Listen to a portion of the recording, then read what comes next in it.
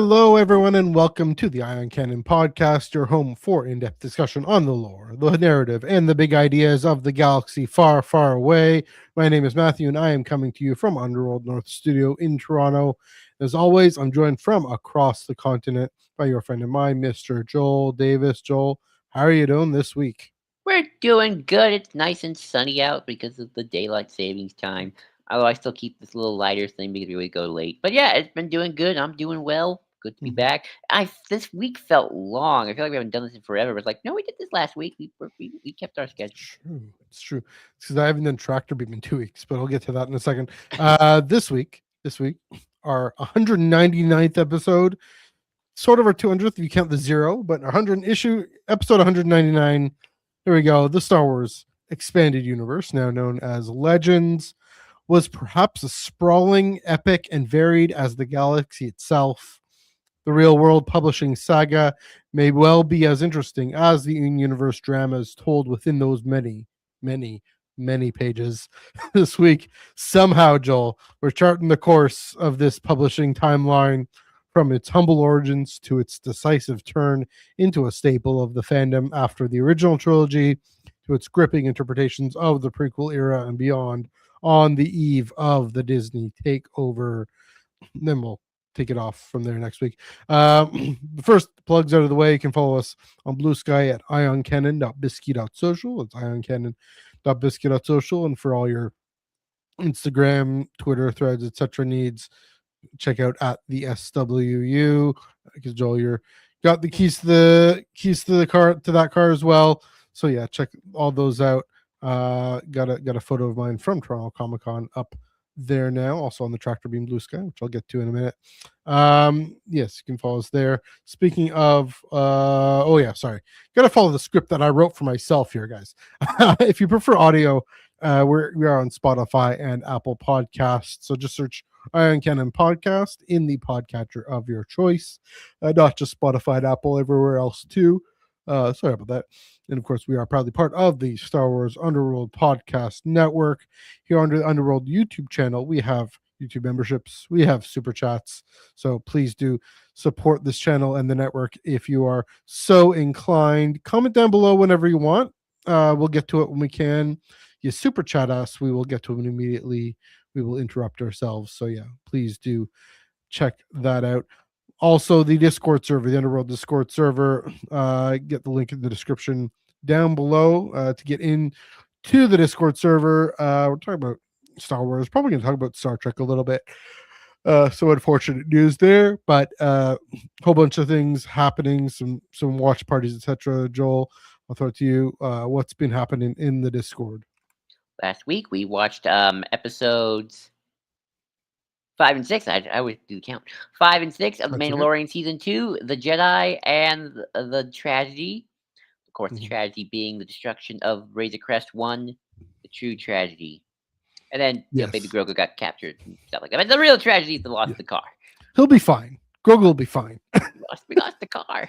We lost the car, man. We lost the car. That was fun. And of course, the first live action Ahsoka back in the year of our Mortis Gods 2020. So that was fun. Next week, I will be off, but we are going to be doing a game night. I have asked Ben to host in my absence a game night. So Fortnite, Overwatch, Marvel Rivals, whatever you do, we'll play it, we'll do it. And then hopefully the week after that, we'll be back for another Mando rewatch for finish up season 2. Nice. So yeah, be on the lookout for that. Lots of fun. And those are usually Fridays and Tuesdays sometimes. No, just Fridays. Okay. Yeah, just Fridays on at 9 6 p.m. Eastern. Pacific, Yeah. 9 p.m. Eastern. So yeah. Yes, check that out. Yeah, usually so get in the Discord server, and then the announcements channel has all the info you could possibly need and want. Last but not least, mention the Tractor Beam Comics reviews. That's right, we're back, because there's a comic book coming out this Wednesday, High Republic, and it's going back to the High Republic, guys. Going back to the High Republic. Chris Abbott and I will chat about that and the Insider Short. So Pathfinders #1 and the Insider Short. You can check it out live right here on this here YouTube channel. Oh, sorry. This Wednesday. Oh, I've had my decaf. This Wednesday, 9 p.m. Eastern, 6 p.m. Pacific. and then on Spotify and Apple after that. Back issues of that comic. See what I did there? Of that comic. Back issues of that podcast are also on YouTube here and on Spotify and Apple and wherever you get your podcasts. So yeah, check that out. Also, the tractor beamed up blue sky, because it's a photo of with Sam Maggs and Cecil Castellucci and Toronto Comic Con thoughts. So I'll get on that in a minute. But first, Joel, I'll throw it to you. What do you got going on this week for this week in Star Wars? Yeah, so I've been doing some thinking. This is my thinking week of Star Wars, as I like to do some stinking thinking. Thinking Star Wars thinking. Hope your thinking doesn't spell that bad. I know. I don't know. My brain sometimes fries a little bit and smells stinky. Anyway, so I've been thinking a little bit about, when, if, why they haven't or will they do a Luke, Ben Solo, Jedi Academy story series set, in animation or, because I feel like they're holding off on that. They've been holding on to that for a while. We get little bits and bobs and maybe like the comics and whatnot. But, we haven't really gotten a full storyline set in that time frame. And who knows, maybe they'll just do it in comics and that'll be that. And then this whole series goes out the drain. But one thing I've been thinking about the Clone Wars recently and kind of the long range of in betweeny Star Wars stories that are set in between the sagas films. Yeah. And the one thing about the Clone Wars, which I think was was pretty ingenious, was adding Ahsoka in because when you add Ahsoka in, you added what I call the X factor. Because let's face it, if you did Anakin and Obi-Wan and Padme and all the characters we all know, I mean, sure, it'd be fun. Don't get me wrong, but let's face it, we know what's going to happen. We know how we get from A to B. And, you can say it's the journey, not the destination, all that stuff as well. But let's face it, the tension is always going to be a little down because well, Anakin can't die, Padme can't die, Obi-Wan can't die, Ahsoka can, Rex can, Ventress can, unless you thought this was her Legends connection, but that got erased. But that's a whole other story. But so Ahsoka is like the X factor in this. Like we don't know what's going to happen to her. Not only that, but she from the Clone Wars obviously has now gone beyond just that her initial introduction and now gone to the original trilogy era, the post Endor era, probably the post Endor era, post Exegol era, probably like high chance, very high, etc. etc. And I've been thinking about the other animated shows, like Rebels. They're about original characters. We don't know what's going to happen to them, right? And they got to go beyond, the original trilogy. Bad Batch again, original characters. We don't know what happens to them. Well, we kind of do. They get to retire, and Omega kind of gets to be the thing that goes beyond them. Resistance, original characters. Even Maul Shadow Lord, which is about Maul. We know his end game. They're introducing an original character. This I forget her name. The Twi'lek character. The Twilight character who's not Dark Talon. It's not Tavion. That's somebody else. No. Shoot, I forget her name. I'll probably remember it when we start watching the show. But anyway, always an original character, an X factor. I've been kind of thinking to myself, just in general, are they going to add an X factor to a Ben Solo, Luke Skywalker Jedi Academy series? Because ultimately, Luke's Academy goes belly up. We know Ben Solo falls the dark side.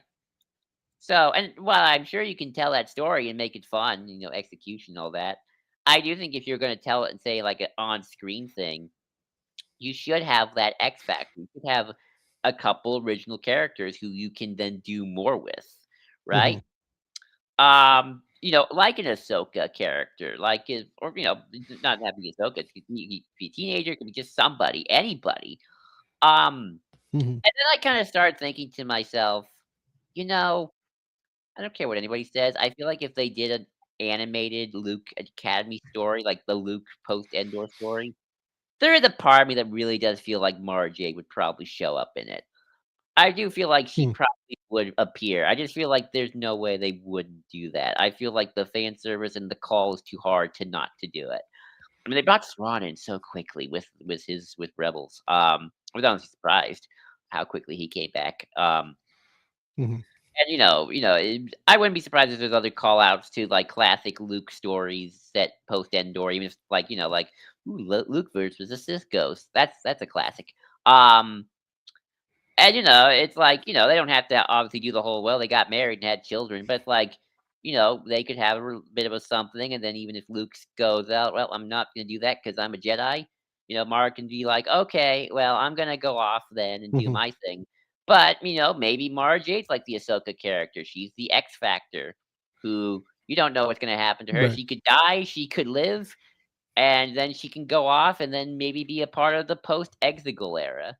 Um, because I do think, and this is something Rebels did as well, which I think was smart, and I think Mandoverse is probably doing this too to some extent, and I kind of hope a Luke Jedi Academy series does this as well.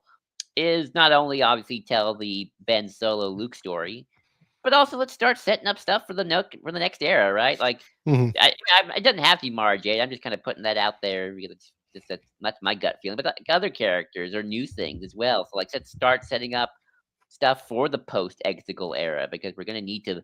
Let's see what happens. Like the way Rebels is a setup for the Mandoverse. It's original trilogy, and then we jump to post Endor as Rebels Mhm. also built off stuff from the Clone Wars.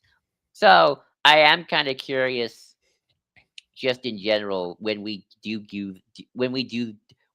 that story. Unless it's like in comics, then I could probably see this discussion goes out the wall. But if it's in animation, because that's where they love setting that sort of stuff up, Yeah. especially if Dave's doing it, what are going to be the X factors, the thing that can go beyond the next era, that kind of like can even go around the sequel trilogy and into the next era. And Mhm. I can see Mara Jade being one of those things if they decide to introduce her. I can see other things as well. So yeah, that's just kind of my thought process of like, why haven't they done a Luke Ben Academy story yet on screen? And like maybe they're trying to figure out, well, what do Mhm. we want to set up for the next era as much as we want to tell the story as well. So that's just kind of my thought process. Yeah, I mean, number of questions raised there. I mean, the wider thing of you getting at the opportunity, but also the challenge of introducing Legends characters into canon generally. I mean, we know that they're able to do that now. I mean, Thrawn is the proof of concept for all of that. Say take the same characteristics in the case of Rebels, move him to a different spot in the timeline, give him maybe a bit more of a Although he was alive perspective. during that time in Legends too. He's not like, he was around during the original Sure, trilogy. but like we don't he doesn't get introduced, as we'll get into. He gets Right, introduced to a specific time in the timeline. right, and then Yeah, I know dies. there's outbound flight and all that, but And then- um yeah, that but also, the whole thing about X Factor, introducing a new character. And that's the thing. The kind of how do I put this? We need new characters. We constantly need new characters because we need to explore different angles of different stories. I was just at Comic-Con chatting with the guy selling action figures, and he was like, "Yeah, we need more new characters. Like, why are we going back to different things that we already know?" So that's the thing with the small show. The new characters are Brander Lawson already in the comic. Mhm. Amazing. I'm already hooked. Already sold on him. I'm The curious if he'll die or live. Shadow Ball. I hope that'd be Yeah. interesting to see. I don't know. I don't know. There you go. Either him or that Inquisitor, either Maul or that Inquisitor is gonna off him somehow. Um, but not just the whole Game of Thrones stakes thing, right? Mhm. But the opportunity to develop a new character and to explore that. We need to keep pushing. Star Wars needs to keep pushing creatively in that direction. So there's that. Interestingly enough, though, like you mentioned, um, they like to set things up in animated shows to bring back. I mean, I don't know. Well, this wasn't intentional setting up, Ezra and Hera and them in an animated and Sabine in an animated show. It wasn't so that we all lose our minds when they show up in Ahsoka, but they know we lost our minds when they showed up in Ahsoka. So there's this I mean, sort of my soft point was launch. less. show up in Ahsoka, and more like Yeah, I think Dave had a post Endor story he wanted to tell because obviously true. he didn't kill off Thrawn and Ezra, Yeah, and obviously he did the whole epilogue with Rebels. I just think whether or not he knew he was doing live action when he was making that, I yeah. don't know, but he was definitely like he had a story for a post Endor storyline, Oh, and he he goes, definitely. Yeah, he definitely had. I mean, he "That's knew at least some sense of what Peridia and everything was going to be. He had to know where is he sending Thrawn and Ezra. yeah, yeah, Oh yeah, I know exactly where they're going.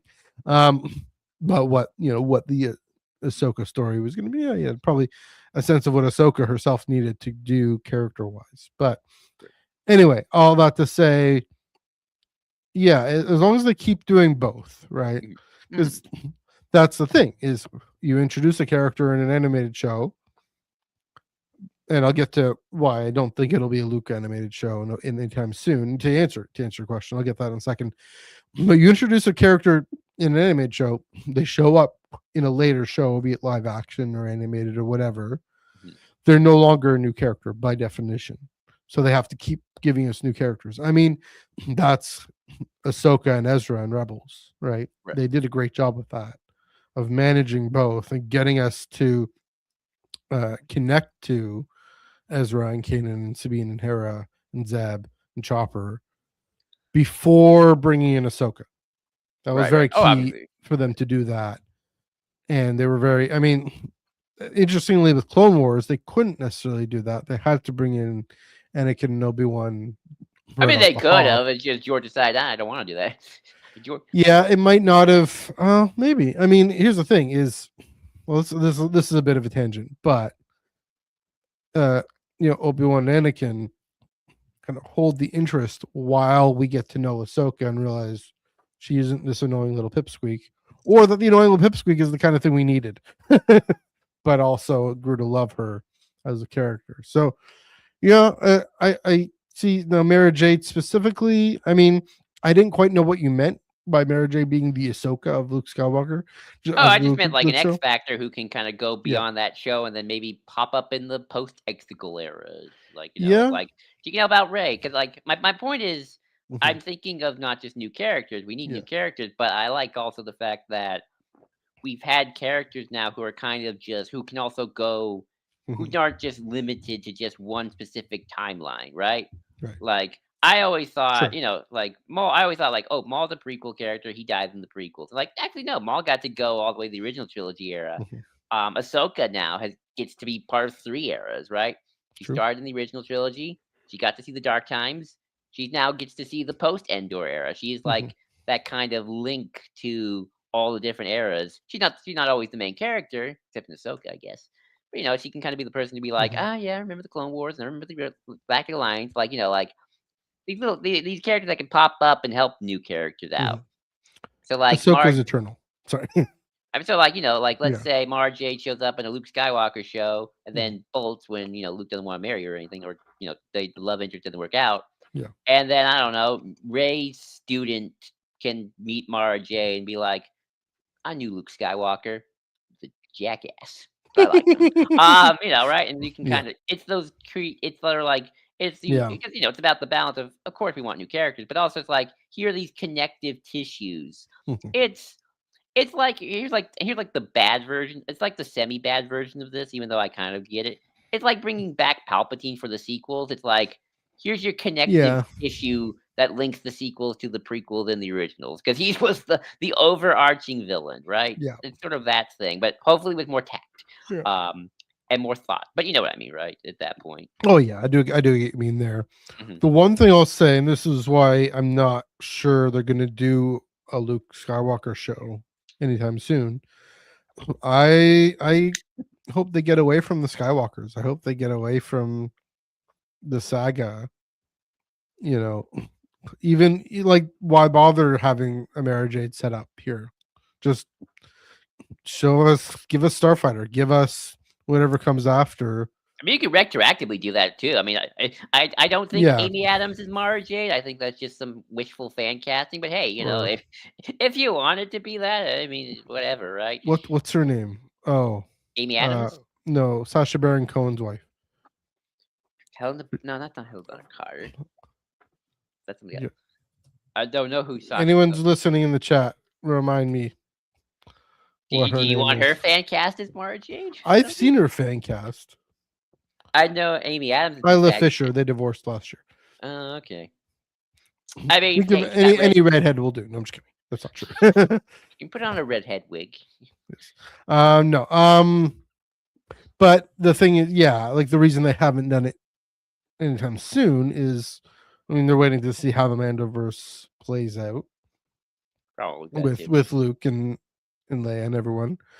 Also, yeah, they hopefully see the writing on the walls. Let's give the Skywalkers a rest for a while now. You know, even after when the Mandoverse is done, let's wait a good 5, 6, 10 years. Then we can go back in.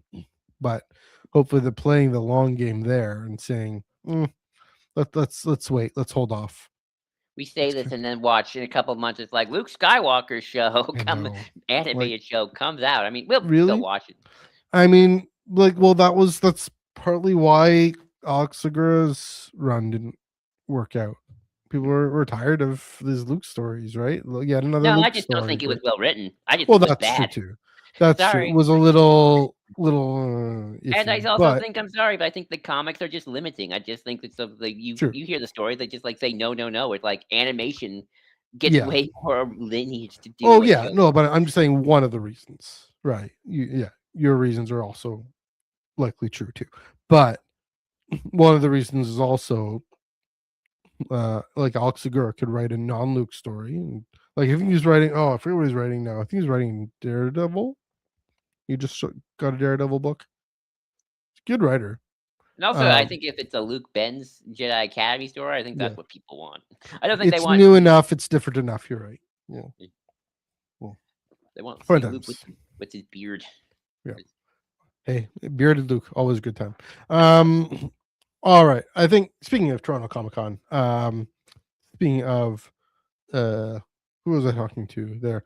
Folks I've been talking to Toronto Comic-Con, Sam Maggs. This is the first time I've actually met Sam, and what a friendly person. What a really engaging conversation. Just got to nerd out about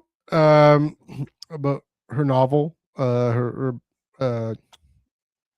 Jedi Fallen Order, Jedi Survivor, Battle Scars. That's what it's called. Got to nerd out about that and some interesting tidbits about Marin and about she's just full on bi, and how actually was Lucasfilm Publishing wanted Sam to explore that, and that was a really interesting tidbit. They were disappointed that it got relegated to just a sort of deleted scene in Jedi Fallen Order, just her story with the other Night Sister and how it wasn't just a phase. And so they wanted Sam to explore that. And so, yeah, she did. It was good. Cecil Castellucci giving some interesting tidbits. I won't share those just yet. Just what's happening with Dark Horse and all that. But also on the Underworld Instagram, just the Tractor Beam Blue Sky. It's a photo from the one panel I went to, Con, about coming of age stories, and really talking about the way to present serious grown-up themes in young adult and teen fiction is to make it character first and character forward. And maybe that's part of the appeal, I think, to for all folks who get into YA and read YA, is because character forward is some of the best storytelling and probably the most important part of storytelling. I don't know. I think, like, okay, I guess there could be like workplace forward or political intrigue or whatnot, but yeah, there's something very universal about at least remembering, okay, you gotta get braces in, or you're not gonna ace your exam, or your crush doesn't like you. There's these things, at least if we're like, some of us are experiencing similar things throughout life, or just remember the stresses of that and how we think that was the end of the world. And so that, I mean, that in genre fandom, for example, that can be exemplified, kind of be taken, some big cosmic confrontation that symbolizes the feelings of having to pass your math exam or whatever. So again, really great to remember, to hear from these pretty prominent giant voices in writing in the YA space, writing Star Wars, writing hyperspace stories, writing Star Wars novels. Also Paris Elaine, I think he's Toronto. I think he's from here. He was also in that panel too, because he wrote High Republic Adventures. He drew High Republic Adventures, I should say, and he's done a whole bunch of other things. So yeah, Toronto Comic Con. It was a different kind of con. The only major major celebs there were Carrie Ellis and Mara, forget her name, who did this movie when she was a kid actor, and 3/4 of the Ninja Turtles. So it was clearly, they're like, okay, WonderCon or whatever, the one in Orlando is happening, MegaCon Orlando is happening at the same time. That's where all our attention is. He was hoping Fan Expo Canada brings in the big guns, especially bring Hayden, please bring Hayden in. He was supposed to do a special ticketed thing that I bought a ticket for, got refunded. He said no during the strike, the actor strike, the writer strike. I'm not going to be able to say anything interesting, or be tempted to say some interesting things and basically cross the picket line. So now that that's more, or at least the specific issues of the strike have been resolved, that they're not on strike, please come and bring Hayden. He's been doing the con circuit. He lives like an hour away. So yeah, bring him there. Tickets will go water. And yeah, any thoughts on YA, Toronto Comic Con, all those things? No, it sounds like a fun time. Yeah. And yeah, we'll see how you come back. Yeah, it's good to hang out with Ash, good to hang out with Dom, good to hang out with our buddy Dan, and a few other folks. I did a Star Trek panel, oddly enough, a few days before hearing this news about the cancellation of Starfleet Academy, basically saying Starfleet Academy is great. I hope you didn't say something like Starfleet Academy 5 more seasons. And like, oh shit. I would have said something like, "Oh, it would be great if we got 5 more seasons." That would be fun. No, but anyway, that's a whole other kettle of worms, kettle of cock there. All right, my second point is back to Star Wars. You guys have been doing your Mandoverse rewatch. Dom is also doing his Mandoverse rewatch, and sometimes he throws it on. I don't have anything better to do. Also, no, I'll watch a Star Wars. I like Star Wars, apparently a little bit. I'll watch Star Wars, and so he's on to Book of Boba Fett, and so I've been watching a few episodes. And a random question Yes. before. Is he? Because I suggested he do this when I talked to him last time. Is he watching 2 episodes a week for Book of Boba Fett? No, he's just watching whenever he. Okay, because I suggested to him that with Book of Boba Fett, you should watch 2 episodes a week and then the finale, because it's I don't know why, it's just well paced that way. With me, my dad watched it. Well, interestingly, so like I watched, like, I don't know, episode 3, and then episode 4 or something, or episode 5. I don't know. I've just watched like a few here and there, but recalling, okay, so when I first watched it, I was like, okay, I really love this Tusken story, and I really would love more of this Tusken story. And great, it seems like Boba spends a lot of time with the Tuskens, really changes him, really forges him into this leader, and this wiser, more fairer leader who doesn't want to just be following anyone anymore. And that really came out in this rewatch, is remembering, okay, he's done with taking up contracts for folks who don't know what they're doing, these rich snotty whatevers who just say, here's your intel, go get this guy for me, here's your payment, and could get himself killed. He wants to be someone who's sending out bounties, knowing exactly what he needs to happen, and hiring muscle and different things.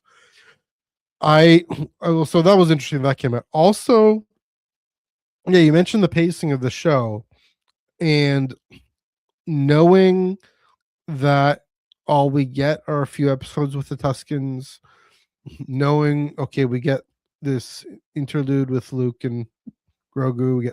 Before that, we get this interlude with Din, going on that ring planet and everything. Okay, but okay, now I know what we're getting. Let's just evaluate it based on that and say, okay, this is what this is. It's not really a show unto itself. It's entirely setting things up for season 3, which is fine, again, which is great. If that is what it is, it just had to be marketed as a separate show, because what are these interludes, anthologies, Star Wars story or something that doesn't sell well. So I mean, I personally think that was still a flub, because no other show has done that. Well, again, why? Yeah, but well, it's not a bad idea in itself, though. Here's the thing. Like, here's an example. Short Treks does that. I mean, Rebels did those shorts beginning of before season 1. Now those are shorts, but similar kind of deal, right? Not really. No, I don't think so. Not. I don't know. I think it was just production and wanting to get stuff out quick. Ahsoka doesn't do that. No, it doesn't. Doesn't do that. But if that's, well, I mean, yes, again, even if it doesn't have a precedent, doesn't mean it's necessarily a bad idea to say, okay, we want to set up these things and just give a bit of backstory. Comics does that, right? With annuals and with special issues and different things. So again, I don't mind the idea, now that I know it's there, now that I'm not playing with expectations. Here's the question. Yeah. What if they never do that again? Doesn't that make the show just stand out even more? Is this weird thing? Well, it makes it stand out as not a real show, as just the setup, right? So, yeah. But I think that just makes it worse. That's what I think. I do see what you're saying. I'm just talking about the artistic merits of giving these interludes. I don't know. All I'm saying, that's the thing, is I didn't mind it as much anymore. I'm curious if they ever do something like that again. Part of me thinks they won't. Who knows? Yeah, who knows? Got a comment from Ida Osi. Welcome. Love Ahsoka and her relationship with Anakin. Oh, yeah, definitely. Are they? There you go. Yeah, definitely. Heartstrings. My brother taught me all that. There we go. All right. News. So, yes. So yeah, all that to say, I don't mind Book of Boba Fett, but I get why people do. All right. Yes, let's get some news. We're already half an hour in. News that we were going to talk about Red last standing week. by. Red 2. Red 2 standing by. That's right. Kemshaw to the stars, appearing on Star Wars Explained. Dr. Chris Kemshaw announced Star Pilots coming out on October 6th. Star Wars Star Pilots. We're already got this whole description here. I'll read this, kind of long. Wedge Antilles, hero, warrior, star pilot, the only rebel to face 2 Death Stars and live to tell the tale. Wedge confronted death countless times in battles large and small, where split-second decisions often meant the difference between survival and a fiery demise. Now he tells his story, and those of the brave pilots he served with and elite enemies he fought against. Aided by unsealed archives from the New Republic and unreleased interviews of Imperial and Alliance veterans, Antilles gives the definitive account of what it was to fight the Galactic Civil War from the cockpit of a starfighter. The ships, tactics and weapons, but also the quiet times and camaraderie, the moments of fear and despair, the thrill of victory, and the aching loss of friends. This is the untold story of the galaxy's star pilots. So there you have it. The next kind of in-universe history by the real world historian Dr. Chris Kempshall, yeah, Wedge Antilles, and a few others talking about their account of the Galactic Civil War and the Alliance to Restore the Republic. Looks exciting. Looks is very different from the Rise and Fall of the Galactic Empire. Far more of a first-hand account. Probably a lot more, even more personal, right? Now, because Rise and Fall, it still was a little personal with Beaumont Kin, but this isn't Beaumont Kin looking back on something that happened before he was born, right? This is what Janelle is saying. This is what I was in. This is my story. So even pushing the more literary artistic bent. So it's not so much. I don't think it's even like an in-universe history. I mean, what it is autobiography, and with research, which autobiographies are researched for sure. So there we go. Yes, nice to meet you. Yeah. So, sorry, doing nothing. Anyway, I'll throw it to you, Joel. What was your reaction to this originally, and what do you think of this idea? Oh yeah, I'm excited, especially since I've been slowly trudging my way through Rogue Squadron, the first book, to which is obviously the Wedge series. That's kind of where Wedge has always been such a fascinating character because he's not a main character, obviously, but he's always just been there. He appears in all three movies. He's kind of like the second. He's not like he's more than just a background character, but he's also not like a character who had like an arc or something. But he's just like, oh, it's Wedge. We all know who Wedge is. Yep, it's Wedge. Yeah. And obviously, he got to be more of a character in the Rogue Squadron series, where he kind of really gets his time to shine. His backstory in the comics, and you could play as him in video games. Yeah. So he's always kind of been the kind of the quintessential secondary character. Yeah. But that's fun. And yeah, it's cool that he's doing a little bit of a biographical telling of his life in the war of the Galactic Civil. I'm curious when it's gonna sound so dumb. It's sound in universe this takes place. But is he telling this story in between episodes 6 and 7, where he's with Nora and the New Republic's still around, or is this after Exegol and he's gonna talk a little bit about a little bit of his First Order times? Because hey, the Republic probably has copies of their archives. I'm sure it all didn't get blowed up. Even Beaumont Kim got to use some stuff from the New Republic archives. So I am kind of curious, when this takes place. Like, is Wexley dead at this point, or is he alive? Is his stepson still alive at this point? And he's writing about his time in the Civil War. But no, I think this is cool. The soldier story. Wedge has always kind of been the loyal soldier of the rebellion. He is the pilot that we all know and love. And Sorry. and another reason why you should read the Rogue Squadron books eventually, Matthew, when you get to them. They're really good. That is true. I was going to ask that too. Like, when is this set? Like, when is this perspective? Because Beaumont Kin, I mean, that's the thing, is that it's set after Rise of Skywalker and after after this First Order conflict. Oh no, this thing has happened again. Really, really impacts the writing of the book, right? Really impacts the story. So is Wedge? Wedge is alive. We know Wedge is alive after Rise of Skywalker. Yeah. Now, is Temin is a good question here, because what is as in during this book, and that's a big difference. Like, what if he's like, now gather around, son, I'm going to tell you a story. How I Met Your Mother. No, I'm just how we. Well, maybe actually that'd be funny. Fun little reference to How I Met Your Mother there, but if tell a story, but like who's the in-universe audience of this, right? Maybe it is a book for New Republic citizens writ large. Didn't he become a teacher once, like at the academy? I'd imagine so. I don't quite remember, but yeah. Because I mean, in canon, he's gotten in the the Aftermath trilogy, and then in Resistance Reborn, um, yeah, by Rebecca Roanhorse. Remember that name for a second. Uh, yeah, he's gotten a bit more fleshed out in canon. Clearly, as you mentioned, he's a lot more in Legends. Mhm. A lot Yeah, more the to whole do there. career in He Legends has a with whole all the career stuff. in Legends, but He sadly never gets to retire. He just keeps fighting.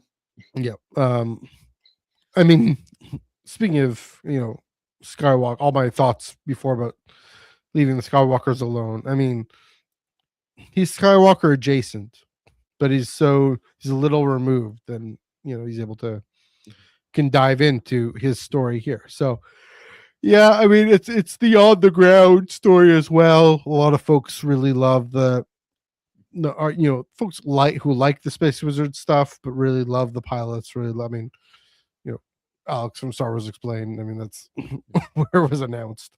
Uh, so yeah, it's gonna be a fun. It's gonna be again different from Rise and Fall. It's going to be more personal. I do think it probably will. The ships, the tactics, the weapons. I do wonder if it is going to go into some of the larger historical narrative, but that's more of a background. Whereas in Rise and Fall, it was the story, right? So yeah, gonna be interesting one when this one comes out on October 6th. All right, next up, unless you have anything more to say about this one. No, No, okay. I'm good. I'm good. I'm ready Okay. for the next one. Let's go. Yeah, next one. Yeah. This is a doozy. Speaking of Wreck Our Own Horse, Reign of the Empire, Edge of the Abyss cover is revealed. IO9 Gizmodo got this one, and also lists who's on the cover. So I'm going to bring up this cover. It's amazing. It's gorgeous, and the article lists everyone on the cover here. So we got Into Krieger, we got Luthen Rail, as I expected. We got Clea Markey. Sorry. We got Nisus Osar, who's one of the members of the Ministry of Unlimited. Sorry, I'm gonna take a swig here. Members of the Sorry, bro. Ministry of Enlightenment. Thanks, Joel. Yeah, who we see making plans in the Von C conference there, the anti-Gorman propaganda, in Andor season 2.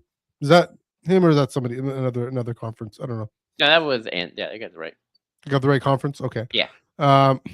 Perrin, Lita, Mon Mothma, Bail Organa, Saw Gerrera. I mean, the last three, those are the main characters, but I knew. I mean, like I knew Luthen would be there. I did not expect Anto Krieger. I did not expect Clea. No one could have expected Nisus Osar. Perrin, Lita, yeah, you could kind of. I mean, they got to mention. I mean, Perrin's in Mask of Fear. Lita's conceived in Mask of Fear. So yeah, yeah, this one, of course, set a year before Andor season 1, and look at the build up to Andor, the various divisions within the many Rebel Alliance cells, and is due out September 15th. Man, this gets me even more excited. Just how it's gonna. I mean, even just the visual of that, right? It's this web of things coming together and coalescing, and that's what makes Andor so brilliant. Is it starts small and brings everything together, and so does this book trilogy. Sorry, gotta breathe through my diaphragm. I'm talking a lot. So yeah, I'm excited by this, Joel. I know you're excited by this. What are your thoughts? What are your feels? To quote Saw, Anton Krieger's a separatist. Marpes, a new Republican. Gorman Front, the partisan alliance. Something, human cultist. Lost. All of them lost. I am the only one with clarity of purpose. Yeah, we're getting more separate. It's getting fun. Like, yeah, I'm reading the summary and stuff. It's like, it's interesting. Like, kind of seeing, Bale. He's kind of funneling money to these various rebel cells, just trying to get them off the ground. Saw's still doing his thing. Mon's still clinging to the idea that maybe she can legislate her way out of this, but she's starting to even get a little angsty about that. I'm curious what the thing is that she sees that, she thinks she can legislate and maybe help bring the Empire down with it. It's gonna be interesting seeing the parallel between Lita and Leia, because obviously, obviously Lita, she doesn't seem to care about what's going on in the galaxy, where Leia ultimately is her father's Mhm. daughter in more ways than one, as she is like justice and about the rebellion and whatnot. Mhm. Like, also, let's face it, I love my Mothma, but I don't think her and Perrin are necessarily A+ parents. They're fine, but compared to Bale and Bria, you can kind of just see they're like devoted. Like, you can even like, I always get the feeling that Bale does more for the rebellion for his daughter than he does like for the people of the galaxy. Not that he doesn't care about the people of Right. the galaxy, but, like, he's always thinking of Leia at the back of his mind when he's doing stuff Mhm. for the greater good. I think, and very there you can see the love. Um, Yeah. and obviously we're gonna see Luthen, and it'd be cool to see what he's up to. And yeah, one thing I'm excited about is Rebecca Rowanhorse. When she did Resistance Reborn, she was so good at like threading the needle of various threads and stories Mhm. from that kind of era of storytelling together. Like, she had stuff from Battlefront. She had the Bloodlines. She brought in Cham Syndulla from Clone Wars and Rebels, and kind of got Mhm. to see what the Twi'leks were up to. Um, Bunch of different stuff, and she's very good at like threading. She's kind of like Lucino kind of continuity referencing, Yeah. and I'm kind of curious to see if this book can kind of like thread the needle of like, okay, here's the stuff from Andor, but here's the stuff from Rebels, and like, do Lucen and Ahsoka know each other? They're kind of, Ahsoka's kind of also doing that build the network thing. Also, Yeah. just say we agree, Ozzy. It's always good to see some more grounded Rebel stuff too. Mhm. Like, 'cause, like, I mean, let's face it, Saw Gerrera's hanging out with Lucen one day and then Ezra the next. And obviously this Ezra stuff hasn't started yet. I think if this is like a year before Andor, Yeah. or maybe it has, I don't know. So sort of like, and then got the Cal Kestis stuff. Like, maybe Mhm. there'll be a mention of that because he was helping out the rebels, or what, the early rebels, and you got like the bikers from Ahsoka season 2, or not Ahsoka season 2, from a Solo. Duh. Yeah. Silly me. From Solo, Enfys Nest, who's also in Winter Soldier, from in Falcon and Winter Soldier. Mhm. Um, and like, kind of just like thread this needle of like, okay, all this rebel stuff has been going on. We've seen it in different stories. How did it all work together? Like, does Mhm. Luthen know about the Cloud Riders? Does Saul know? What is Mon Mothma's cell doing? Are we setting up Yavin base? Has Bale recruited someone like Draven and a General Dodonna yet to defect and start setting up more official rebel cells? Um, Mhm. Kind of like, what is the state of the alliance right now, and how it all eventually culminates together as we see it. So I'm excited about that, and I'm also very excited to see Anton Krieger, guy we never saw in Andor, Yeah. mentioned, get some fleshing out. Like, what does he think? He's a separatist, right? Like, so what is that like? Is he using Mhm. battle droids? Is he using humans? Does he think Count Dooku was a visionary? Saw Gerrera doesn't like him, Yeah. and I kind of get why. Separatists killed his sister. What do Mon and Bale think of Anton Yeager? Yeah. Like, do they want him in the group? Do we want him not in the group because he's Yeah. a separatist? How do we feel about that? Right. So it's going to be very interesting to see all these things and threads just kind of play together and kind of come together and see what this in this particular time frame. And I'm excited about that. So yeah, I'm excited for this book. Yeah. Especially with Krieger again. Who would have thought? Who would have predicted it? Yeah. That we're gonna get this, at least probably some aspects of it, of the place of the separatists in the Rebel Alliance, which we just haven't gotten much of. Gotten hints here and there, but what came of them? What happened to them after? I mean, we know, okay, we know the Empire cracked down, but the Rebel Alliance is their successor in so many important ways, especially in resistance to this Coruscant government, right? Uh, in different ways, especially in resistance to a force of. I mean, we talked about this a month or so ago. The force of consolidation of power and wealth in the core. Here, the separatists saying no, and here's the Rebel Alliance saying no in different ways, and they have different goals. We got a little bit of starting that in the first book with that assassin kind of sleeper agent guy. I forget his name. But yeah, here let's see more of what came of them. And with I mean with Krieger with Saw, I'm more excited. Usually I'm more interested in Mon Mothma's story because it's the politics of it and Bale. But here's Saw in the center of this book, and we know he continues to isolate himself from the rest of this burgeoning rebel alliance. Like you said, he has this attitude of I'm the only one who knows what I'm doing. They're all lost. They're all out to lunch, and that's no way to fight a resistant empire, buddy. Well, do you Yeah. want to talk about that thing I showed you from the forums? Sure. I don't remember what you're referring to, but go ahead. It was interesting. People were talking about like how it's interesting how, despite Saul being stubborn, the rebel leader still kind of talked to him even more than Lucen. And Darth Internus, editor Yeah. at Penguin Random House, Yeah. he said, "That's a story." Right, my cat wants to get on my computer. I'm like, no. There we go. That's a story for another time. Wink, book 3.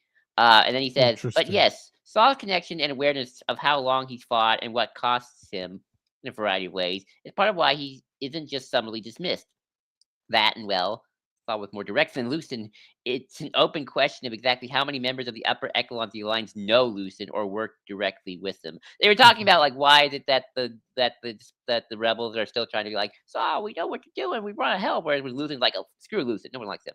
So it's like, Yeah. and I found that kind of interesting where yeah, in a weird way, Saw has will always have this weird credibility where nobody else can, where he's like, I've been fighting this empire on day one, right? Everyone else either took forever to defect or, True. only now then put their step in the game 20 years later, right? Like, Mon eventually did give up her wealth and whatnot to go to Yavin, 20 years later. So did Bale. I mean, obviously they use their monies and stuff for good causes. You shouldn't just waste your resources if you have them, right? That's not strategic. But at the same time, it's like, what about someone like that Jebel senator, or that Terra senator? Like, Right. what were they doing? Did they eventually, were they in the trenches on day one, or that's like it took until the Gorman massacre for them to be like, oh shit. Yeah. Yeah, maybe we do need to fight with tooth and nail against the Empire, not in the Senate. And Saul can be like, well, I was doing that on day one. Where were you people? Right. Why are you credible now? Like, and you see that in real life where it's like people who come to the ally ship late. Like, I think people who are fighting from day one have an absolute right to be suspicious of these newfound allies and their wealth. I was learning about that like with hippies and how like when hippies, kind of came and set up communities with the poor people, they were like, oh yay, and then eventually the hippies all left because it's like, oh, we don't want to work. And so Yeah. obviously a little different, but it's like Saul has the right to kind of call out Mon to be like, I was in the trenches, but you were in the Senate with your nice bed and shower. Yeah. I mean, he's definitely a critique of naive performativity, for sure. What I'm wondering, two things is, okay, what about someone like Krieger and separatists who were from their point of view, they were resisting from before he was, right? He was on the side of the bad guys from their perspective. Backpop. Also, we do have at the end of Mask of Fear, we have that conference in the cave where they basically agree to take on their separate roles. Is Saw going to find that he's resented that agreement, or kind of saying, oh, I shouldn't have even accepted that? Because it seems like he's going to back out on it in a way. Like it seems like at least his attitude is I mean, yeah, and that is that kind of very strong resistant attitude of means will always dictate ends, and therefore being in the Senate and using Senate resources will always mean you're co-opted by the Empire. So yeah, I do wonder if he has a bit of an about face then or something. So maybe. intern Tom, always always giving some good juicy stuff. Who actually wants to take down the empire and who's just joining because they don't benefit on the empire type of thing. There's that distinction to be made. I will say though, again, that's the big difference between Saw and Mon Mothma is Saw sees a kid like oh gosh, like Thane Tyrell, whatever his name is, and he's like, oh, this kid, why are you drunk wandering around the ship? Or even the Moncala in themselves, right? That they only come out of the woodwork or the waterwork late. Yeah, I mean, that's the difference is that Mothma helps the kid clean up after barfing on her and says, "Hey, welcome to the rebellion." I will say that does get me to think. Okay, is that why Saw lets himself be killed on Jeddah? Because he recognizes, just kind of like Luthen, that his usefulness is over. He doesn't need to shock people into resisting. The Death Star is going to do that for him. Well, then I think he got faith in Jin. I think it's also Jin kind of is like, she's gonna be I'm passing this on to you, Jin. Yeah. Good luck. Yeah. Which is sad because she dies. Yeah, but he's helping to take down the Death Star too. So yeah, lots of. I mean, loving this. This is the book I'm looking forward to all year. When we get this in the Ray book, but I think this might still be my number one. Yeah, I'm looking forward to this one more. Obviously, the Ray book's going to be good, interesting, really great. But yeah, is it September yet? Not yet. Anyway, fun times. All right. You Speaking can rest your diaphragm for a little bit. Yeah. So we've done some recent. That's future publishing. Let's go. Here's my segue all the way back to the past. Take it away, Joel. We begin a long time ago in a galaxy that is right here. Planet in California. In California, somewhere in Modesto. No, probably somewhere in Burbank. So yeah, Star Wars, that little movie from 1977, directed by that guy. What's his name? George Lucas. He's up and coming. See how well he does. He made a movie about car racing and a psychedelic movie called TH1138. TX1138. But yeah. So anyway, we all think of Star Wars, the big movies. This big movie. 77. And we always think of Star Wars books as something. I feel like a modern fans realize like Star Wars books are also something new. It's like, oh, this is something Disney's doing or something like that. And that's just factually wrong. Star Wars publishing goes back to 76, my friends. Before Star Wars was even out. Because George, even though Fox owned the rights to Star Wars, they let George decide, you know what, you can do anything else, right? Like toy rights, whatever. Like that'll sell. Like that would sell. But George started licensing Star Wars out and started, like people were interested a little bit, like Marvel. And one of those people who were interested were Marvel Comics, where they were like, hey, George, you got this space movie thing. Want us to do some comics for you before the movie comes out? Get people a little hyped, and we'll even do a comic book adaptation of your movie. And this other guy, shoot, I don't even have the name. Hang on, Alan Dean Foster guy was like, "I'll write the novelization for you as well if you want." And George was like, "Okay, a little extra money on the side would be nice. Maybe Mark can buy like an ice cream stand or something." So Star Wars publishing really does go back to 76. They were already publishing stuff about Star Wars. Obviously not in the big multimedia projects thing, but just like a couple comics for the kiddies and a novelization because movie novelizations are a thing. And I've shared with you, Matthew, so many times on and off screen, the New Hope novelization that really had like the entire prequel spine more or less there. Like, once upon a time there was this galaxy with a republic, and then this Palpatine guy became the president, and then through the big national corporations, he consolidated power, became the emperor, isolated himself, and now lets the Moffs run wild. And stuff like that.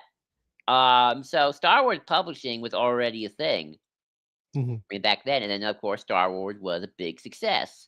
It was the big success of '77, but they decided to keep going with the publishing, and one of the first books that Star Wars came out after the movie was a sequel book. Yes, the first true sequel of Star Wars was a book, Splinter of the Mind's Eye.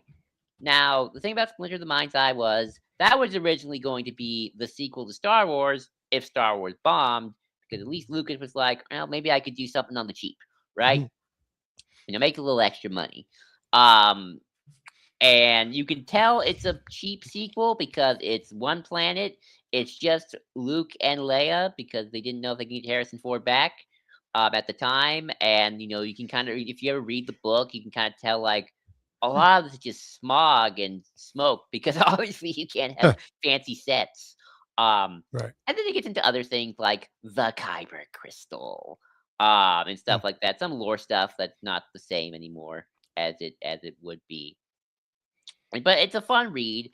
And also during this time period, we had, of course, so I consider this era one, which I consider 76 to 87, which is during the original trilogy and a little bit after, where you have some Han Solo adventure books, where it's just sort of like, hey, let's just tell some adventures of Han Solo before he met, Luke and Leia. We can't really do much, but we can, he talked about how like I've seen some strange stuff, and it's like Han Solo and the ice castle and Han The mind harp Solo, of Sharu or whatever it's called. yeah, and the skull of Despot Zim the Despot, and just some wacky stuff that Han and Chewie get into. There's even a few Lando books that came out after Empire Strikes Back to capitalize on their bigger characters. Was it Lando and the mind harp of Sharu, whatever it is.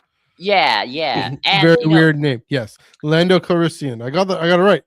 Lando Calrissian and the mind harp of Sharu. What a name. Yes, and also the Marvel comics were still going strong.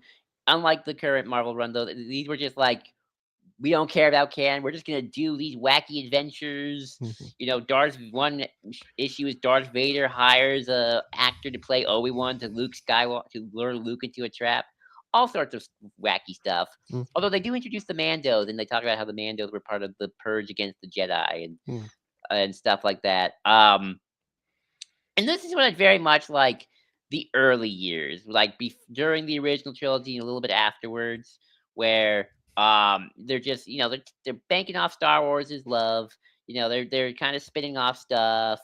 There's no real attempt to create an interwoven continuity with lore. It's just fun stories, wacky stories, right? If you go back and read them, I'm sure they're fun. They may be a little timely. Like, obviously, you read Splinter of the Mind's Eye, and, Luke is looking at Leia going, oh, God, Leia, you're hot. I'm just looking at you with my eyes.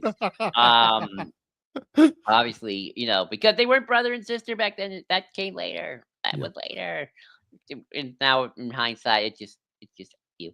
Also, there is one scene, unfortunately, where Leia has to pretend to be a slave to Luke, and Luke has to slap her, and it's like, oh, okay. Yeah. Oh, Alan Dean Foster. And but stuff like the Han Solo stuff is cool, where like Han was like raised by a tiger person for a bit as an orphan and whatnot. And he knows Wookiee. So yeah, it's definitely early on, but it is kind of fascinating how back when Leia was the love interest to our protagonist. Yeah, pretty much to both our protagonists, because it was Luke, Han, and Leia was basically a love triangle.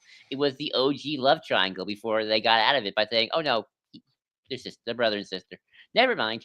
But yeah, it's interesting how Star Wars and publishing have always been connected, even from the start, even from the beginning. Like maybe not in a major way, but even during this time, they were interlinked. There was Star Wars books, there were Star Wars comics, and there were some. I think there were video games. No, I think the video games were more in the 90s and the later 80s. Hmm. But that was the time period. So Matthew, I'll throw this to you. Kind of just era 177 to 87 during the original trilogy, and a little bit after. What are just your thoughts on just the origins of Yeah. Star Wars in publishing?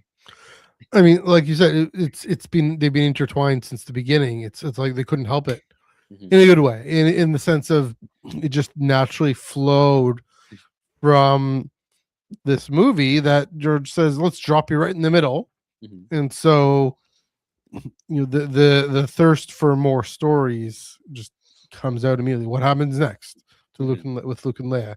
Where was Han? Looks like he's been around for a while. Let's show him where he's been around. Yeah. It's what really shows is Mhm. let's take these characters, let's put them in different situations, let's move them around.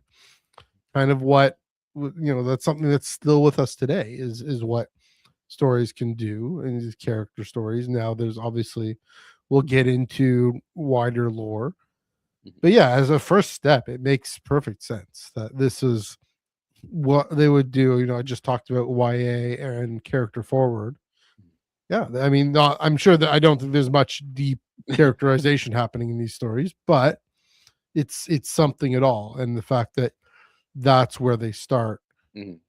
is telling. It also telling to show just what George had laid down as these compelling, really cool characters, these really cool designs, Mhm. the chemistry between the actors in that Mhm. film. I mean, it clearly it begged for more stories.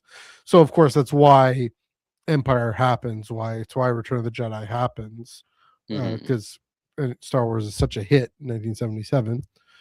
But the impulse was there immediately, and it makes sense that it would be. Yeah, so era 2, Mhm. I both did and did not go off the Wikipedia when Mhm. how they divide the eras, because I had my own Yeah, ideas as well. So, sure. but era 2, I agree with 87 to 91. This is where things kind of slowed down for a little bit. This is kind of after Ewok Mania happened. I think Droid was already done or happening at this Mhm. point. Um, Not much in terms of publishing, but you do get the West End Games source book, and this is also a big because Mhm. this is a big deal Yeah. because now that you have at least the original trilogy completed, this is where things start. They start to really start just to flesh out the lore because obviously, if you're going to do role play D&D, which my good friend Audie also knows Mhm. about, because I'm a D&D player too. You're gonna have something to work with, as your dungeon master. Mhm. And they're like, okay, well, Dungeon Masters of Star Wars, here's your lore. Here's all the ways you can use the setting of the Star Wars galaxy. And you get Mhm. great things like the Rebel source book, the Imperial source book, which sets up stuff like Comp Nor, New Order ideology, Mhm. how the mobs work, how stormtroopers are like supposed to be the elite core of the Empire, that sort of stuff. Um, the Royal Guard, kind of all these things that are just kind of like, okay, here's the original Mhm. trilogy. We're gonna kind of lay some foundations, and these foundations would have impact in the next era moving forward. Because authors would go to these source books when writing in their Mhm. own novels and creating their stories to kind of have more of an established universe, or at least establish what the original trilogy era was like than just the kind of the chaotic. Let's just do everything in the books. Although the books did introduce certain things that stuck. So like, um, the Han Solo books introduced the corporate sector. They Mhm. didn't want to use the Empire as villains, so they used the corporate sector, which has been something that's been around. I think even in current canon, we still have the corporate sector, which is like this Mhm. part of the galaxy which is just owned by corporations and their private militaries. I mean, Trade Federation. Oh no, this Yeah, even goes kind of. beyond the I Trade know, but Federation. the kind of a similar idea. Yeah, a little bit, but more formalized, and the Empire didn't touch it. Interesting. It's like more like the Iron Bank of Bravos, the Free State situation from Game of Oh yeah, Thrones. or even the Um, I mean, we see in Rebels with was it the mining guild with Yeah, the and Tie I think stuff Fighters. like that gets established in some of those early books too. But these source books also take from those early books, so like you'll get name drops of like Zim the Despot and stuff like that, which is funny. Hmm. But these source books are great. if we ever talk to Chris Kemshaw, we should definitely ask him, like, did you read the Imperial source book as a kid or use it? Because, like, even stuff from Rise and Fall still uses the Imperial source book as, like, reference.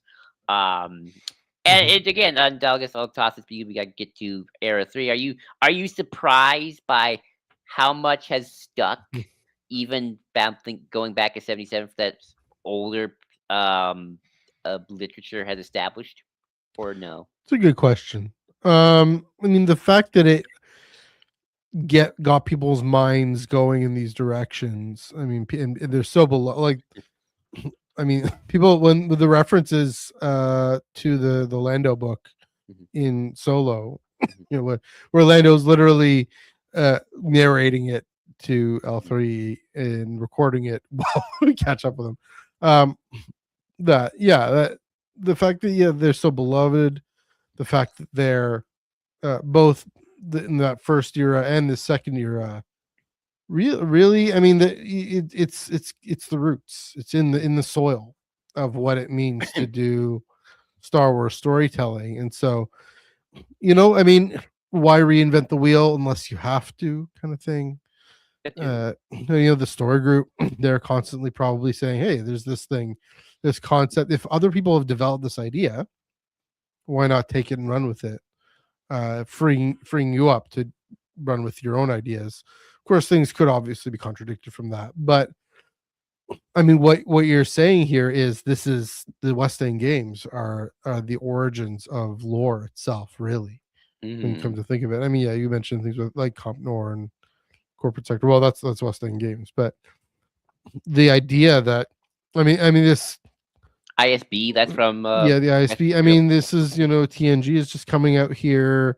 Um, these questions that you know kids who'd watched, if you watched A New Hope, say you were 10 when you watched A New Hope, by 87 you're 20, you have these deeper questions about the systems that are going on. You're Mhm, playing these games, more likely to be the ones playing these games, and so yes. yeah, I mean, it's the necessity of playing a game and developing a game. The fact that people wanted to do this, right? You wanted to actually get into the world, get into the universe by playing a role playing game. I mean, it also shows just how much we wanted to live into that universe, right? Just like Galaxy's Edge. I mean, that's Mhm. the Oh, effect of yeah, Galaxy's Edge, where you could literally touch a building. exactly. This you use your imagination, and these books provided this basis for that, and can I say see yourself in this story too. So yeah, it again doesn't surprise me that they're that beloved. It does surprise me a little bit that so much is stuck around, only because of so many stories have been written since then. But again, I kind of said before, it doesn't surprise me at the same time, because I mean, I'm sure it's things the have roots. twisted a little Oh, bit, and sure, they've had to change things up a little bit as, like, the prequels come yeah, in, but but they it's always in the soil. It's the thing. right. It's in the soil. You can trace the genetic lineage of something kinda back to Sure. something if you really wanna, at least I can. So, now Also, we're one at last thing to say is references to these things are just fun winks and nods oh, yeah. to say kind of this. I mean, that's another thing is, by this point, a community had developed around Mhm, Star Wars fandom, right? These mhm, 10, 15, 20 year olds, and enough that they want to play these games and want to know these references. mhm. This is, the kid on the schoolyard Yeah. when, that kind of way into enter. Speaking of wanting to enter the world, Mhm. well, you have your friends to play with, and so they're this birth of this thing called Star Wars fandom, if you will, as a community, also comes at this point, I gather. I mean, here's kind of the big one for me in terms of, like, the Mhm. legacy. The ISB, that was introduced in the Yeah. role-playing games. Like, they saw these white uniforms Yeah. in the Empire, like, movie didn't say what those were, and then, the Mhm. West End games are like, "Okay, the ISB, they're like the secret police of the Empire." And Mhm. now the ISB is probably so well known because of Andor. I mean, they appeared in Rebels too, but, like, Mhm. Andor, I think, really brought the ISB up to Yeah, shine. It's like, wow, like, that goes for sure. back to a role-playing source book in Mhm. '87. and now it's part of a prestige television series. So damn. Yeah. Um, that's the power there. So okay, so now we're gonna go to Era 3, which I consider to be 91 to 99. So the expanded universe kind of reboots itself a little bit. This is where the Mhm. Bantam era. I always want to say Batman, but it's not. It's Bantam Yes. because it's called Bantam Books. Mhm. This is where they get the publishing license, and this is also around the time where Dark Horse gets the comic license. Goes from Marvel, and I say it reboots. It doesn't really in like a hard sense. It's more like we have the right to ignore or take whatever Mhm. Marvel and the older books did. Um, they are not. We are not beholden to them, but we're also not going to say they don't count. And but also we weren't kind of doing that at the time. Mhm. And obviously with Bantam era and Dark Horse, you get the first post Endor stories, or at least the first ones that people took seriously. Because I think there were a few like couple of post Endor stories Mhm. with Marvel, but I don't think anyone really took them super seriously at the time. But now we're gonna get the actual first true, like, oh, we're taking this a little more seriously. Still Mhm. kind of silly, but more seriously. Post Endor stories of Dark Empire, Chusapakura, and of course the Thrawn trilogy or the Empire. Um, Mhm. this is where, and it's during this era where the seeds of okay, we're not just gonna tell stories because Star Wars popular and we make money. Obviously, there's always gonna be that, but now we're gonna kind of like build a universe around these books and comics and kind of be a little bit more interconnected with it. Not completely. There was always some tensions with the comics and the books. Like, apparently they wanted Dark Empire to be before the Thrawn trilogy, but Tim Son was like, "Nah, I don't want to reference the Dark Empire comics." So they decided. Then Tom Veitch was like, "Okay, well, it's so vague anyway. We'll do it after. It doesn't really affect either story, quite frankly, um, Mhm. in any meaningful way. You can, the Thrawn trilogy itself is actually a pretty well written book. There's something you can kind of tell, like '90s, like how they explain the Clone Wars and maybe how certain things work, but those books are more timeless, a little more timeless. You talk about character work. There's a little bit more character work, obviously, with how Luke, Han, and Leia are portrayed in terms of like, it's 5 years after the Battle of Endor, and Luke's kind of like trying to figure himself out. Like, well, I did the thing. Now what do I do? Right? Yeah. Leia's like, well, now what do I do? I'm no longer a rebel. I gotta deal with this government stuff. And Mhm. I mean, Han's like, well, I gotta get ready to be a dad. I'm freaking out. You know, um, and so um and also they kind of decided, you know what, okay, if the comics and the books don't want to work together, then we'll just have it where, you know what, the comics, they can focus on the ancient past, because one of the big rules, of course, was you can tell post Endor stories, you just can't tell anything set during the prequel era or the dark times. That's a Mhm. no-go. So basically, it's like, okay, so the book will focus mainly on the post Endor era Mhm. of stories, and with a few exceptions like Crimson Empire, the comics under mostly Tom Veitch will focus mostly on the ancient past of 6,000 years ago, when the Jedi and the Sith were doing their thing, and that's now some authors did want to interconnect everything, and that's when you get authors like Kevin J. Anderson, who, despite the fact that the Jedi Academy trilogy isn't that great from what people tell me, one thing he did was that he was more willing to reference things from the comics and the other books. So he was like, he'll pull things from the comics, he'll pull things from Dark Empire, he'll mention Thrawn. So it's like, okay, there's more of an effort now to like not just write books, but make more of an interwoven continuity with the various Mhm. stories being told to make it all kind of feel like it's one thing. Um, and there was also other authors who did that. Like most of the time, Tim Zahn and was pretty good at referencing stuff from Michael Stackpool and Kevin and Alan Alston, because they were buddies. They were kind of all the military sci-fi guys.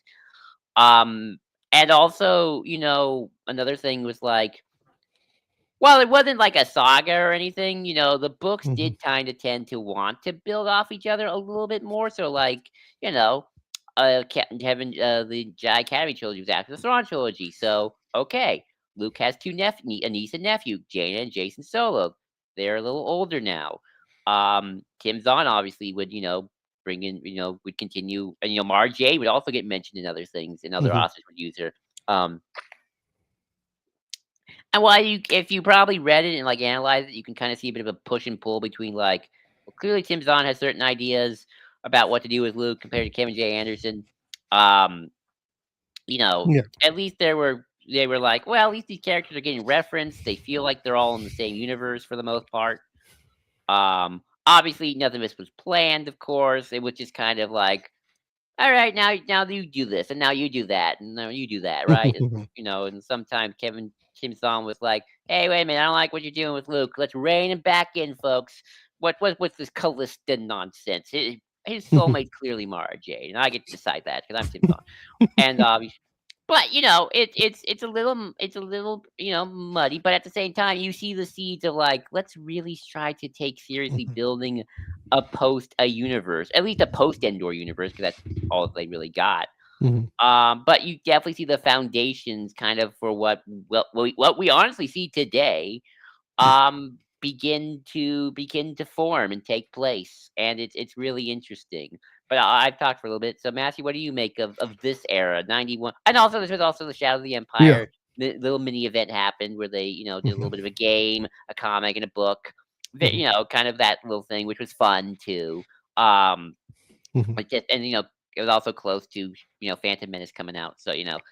you would start to see the seeds of that. And I also think some of the I think like in '99 they started to get like some of the Republic comics like early on before the movies, kind of give you little snippets of Mhm. like Kiadi Mundi and stuff like that. But anyway, what do you make of just this era overall? The '90s, basically Yeah. the '90s.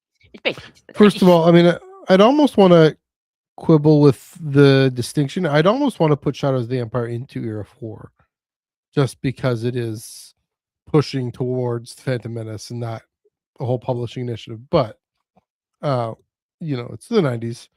Fair enough. I was thinking about this. I was thinking about, okay, maybe making this this week. What what are the most important pieces of Star Wars publishing of all time? Right. Thrawn trilogy, And definitely. Can't say I definitely Thrawn Thrawn trilogy and probably Tales of the Jedi. And I've read probably. half of Tales of the Jedi, but um, and I've read the Thrawn comic book. But yeah, I mean, like you mentioned, what we have today of here's the thing. Here's the way I'll put it. If Era 1 was just characters, fun stories, but not necessarily deep character development. Era 2 was setting up lore and saying there's an appetite for lore, for overarching story, for history being a setting in Star Mhm. Wars, especially the Thrawn trilogy. Really, and that's the thing. At least Zahn might not have planned for anything else other than that, Oh, no, but he he did not. planned for the trilogy, right? He planned a trilogy. That was, sci-fi writing had come to this point where you write series. You flesh out world building through series and having characters in different situations, and inventing this incredible all-time great villain, Mhm. Mr. Blue Guy. And so, yeah, I mean, like you said, it's the origins, the birth of the idea of Star Wars canon, if you Pretty will. much, yeah. I mean, like you're saying with, yes, the films, but saying, the fact that wanting to reference someone else's book was a point of contention, was the fact, oh, it's a possibility to reference someone else's book, and to have that story continue into this one, uh, or whatnot. And so, yeah, they had to do the division of labor with comics, but yeah, but I mean, yeah, Tom Veitch really exploring that vast, sprawling, interconnected story, Mhm. set millennia ago. Um, it really, I mean, it really is a foray into something new, and that's the big thing. Is it really is post? I mean, not just in terms of linear, but it's post films, post original trilogy films. I Hmm. mean, it was just called the Star Wars saga by then, until the Phantom Menace gets announced. But uh, yeah, it it's it is a golden era. I don't know if it's golden era for storytelling, but I mean, they even have like serious, rich character development, right? In all these I books mean, too. I mean, there's a really is Rogue Squadron? Yeah, yes, Rogue yes, Squadron in this too, yes. like Oh, you yes. mentioned before. Yeah, Rogue Yeah, Squadron's also the '90s. Like, I think that's like. Let me look it up because I know it's the '90s. I yeah, know it's not '91, but I definitely or at least know started in there. I will it was say, '96. '96. yeah. So yeah, Um, if Shadows of the Empire fits in this, it's as this culmination of everything probably. that's come before. I mean, video games had also, of course, matured Oh yeah. to this point as storytelling and the video game technology. And yeah, I mean, I mean, getting this whole plan, multi-author, mhm. multimedia Shadows of the Empire event. Yeah, it was really, even a soundtrack. I saw that at Crown Comic Con. I saw the vinyl that I might pick up at some point. I want to Yeah, go about video games because I mm, didn't put a lot of video games in here. yeah, Because when I say publish, when I think publishing, obviously we're talking about yeah, books. But mhm, we always say it's paper can to some extent. mhm, Yeah, video games. Also we're more than happy to reference things from the books and the comics. Thrawn mhm. actually appears in a video game. I think that is like his first on-screen appearances in the '90s Tie Fighter Oh, really? flight Sure. simulator, where you actually see the story of how he became a Grand Admiral, Mm, because he helped thwart a coup against another Grand Admiral at the time, and they stuck with the mhm, idea of Palpatine has these 12 Grand Admirals. mhm, Which is the lore that Tim Zahn set up with the whole what the Grand Admirals of Star Wars were mhm, at the time. So so already it's like even video games are like referencing things from these books and comics already, mhm, mostly from the post Endor stuff. There weren't a lot of I think stuff like KOTOR wasn't until the 2000s anyway. Because so Tale of the Jedi was kind of over there a little bit, just building up its prestige. Um, mhm, so that's kind of the '90s more or less.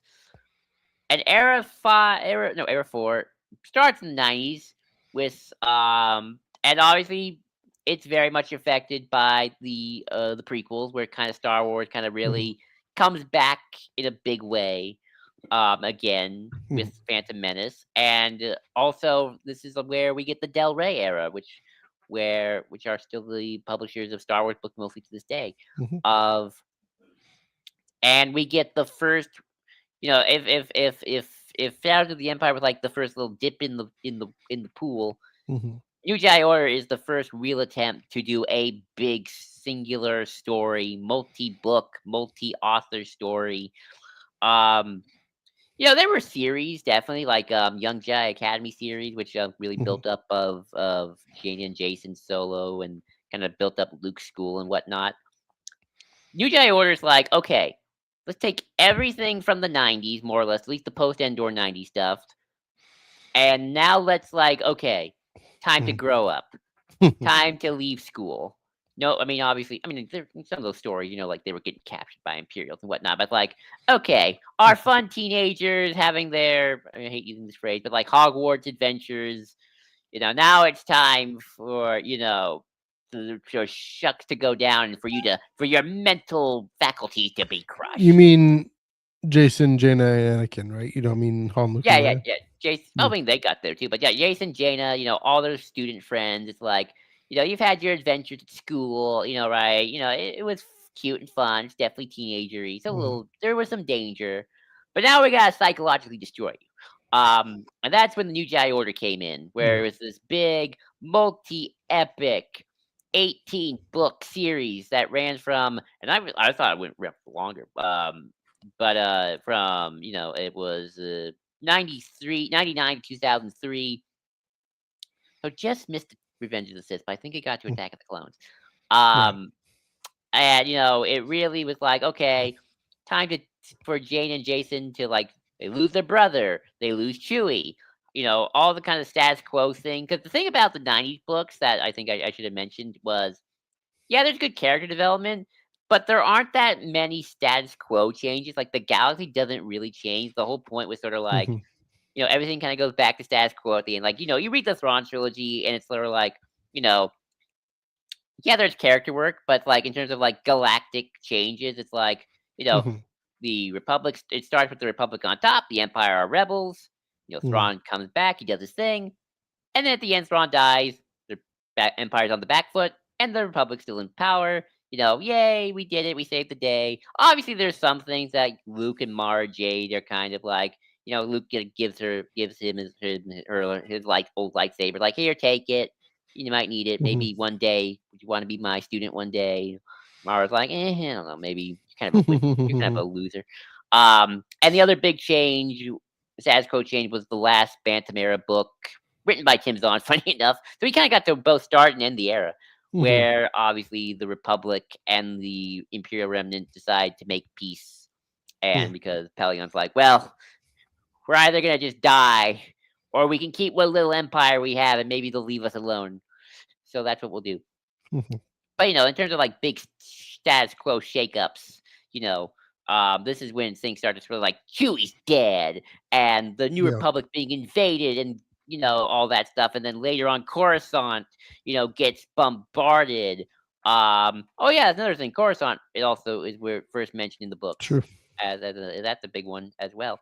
Hmm. And Mara Jade and Luke are already married, and they have a kid named Ben and all that stuff. And Jade and Jason, who have kind of been just these fun kids, are now going through the ringer, getting tormented and tortured. And Jason's like trying to figure out what the Force means, and Hmm. this and that and the other thing. And it's a dark turn. So people, of course, are either into it or not. Hmm. Um, but it was successful enough because, hey, 18 books, that's a lot. And it does have its fans. Hmm. There are a subset of publishing Star Wars fans who like will swear by New Jedi Order. It was Oh, their sure. Star Wars growing up. And I've never read it, of course, so I can't judge. I don't think you and I can Mhm. properly judge New Jedi Order. We can only talk about its concept, but even then it's like I always believe you gotta read the book if you wanna truly judge something. You can't just say, "I don't like the idea of Sure. Chewie dying," right? You gotta read it first, and then you can Mhm. judge it properly.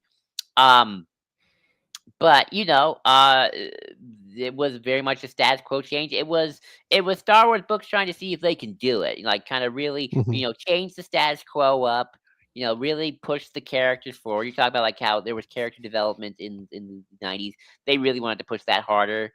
Focus Mhm. also a little bit more on their new characters and really give them a challenge. And that was, just the post-Endor era.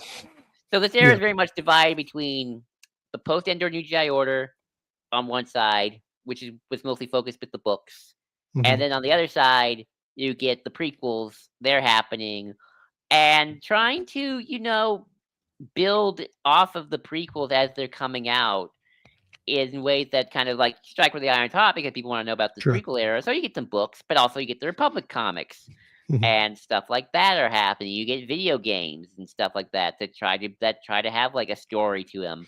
Obviously, it's water. Mhm. We get some Maul books because Maul was the big thing both pre and after Phantom Menace. With like Maul, not Maul Shadow Lord, like Maul Shadow Hunter and stuff like that, and like lots of Maul books. And like they were after Attack of the Clones, they're like little Boba Fett young adult spin-offs talking about what happened to Boba after Attack of the Clones and his wild Mhm. adventures. And of course, we have what we in the fandom call the Clone Wars multimedia project with the comics and books where, yeah, they tried to tell lots of Clone War stories after Attack of the Clones and before Revenge of the Sith. And it wasn't always perfect, but it was kind of cool, kind of reading and reading these comics, even playing some of these games and feeling like, you know, we were watching the war happen in real time because if you kind of got close to Revenge of the Sith, General Grievous would get introduced. You'd see ships from Revenge of the Sith. There were even mentions of stuff in Revenge of the Sith from the comics, whether or not they knew because they got stuff a script or ahead of time, I don't know. But it's Mhm. like you're reading books like, oh no, I go Quinlan Voss is in Bob's Pity, and it's like in Revenge of the Sith, like you hear Obi-Wan talk about Sula Kamai has fallen, and Master Voss has moved his forces through Bob's Pity or something like that. It's like, Yeah. oh, we actually seen we're in the comics we were reading like the Outer Rim sieges, they're happening right now. So that was cool. And there were, of course, references brought in from the older '90s stuff, of course. Like I know in the comics stuff from like Tales of the Jedi were brought in and stuff like that. There's one video game in the Clone Wars that mentions Ula Keldroma. Wow. So that was cool, and which is kind of cool because he and Anakin kind of have a thing. And if you ever read Tales of the Jedi, Ula Keldroma is kind of like the Anakin Skywalker because he's like this kind of passionate hothead who kind of has a dark turn and stuff like that. So they really trying to connect those two characters together. And yeah, it was really interesting at that time. And obviously, we got KOTOR that was building off Tales of the Jedi, and they were KOTOR comics at the time as well. And of course, I think this era ends kind of somewhat twice. With Unifying Force, which ends the NGO, and of course, Revenge of the Sith, which ends the prequel era. So yeah, what do you make of this era of Star Wars publishing?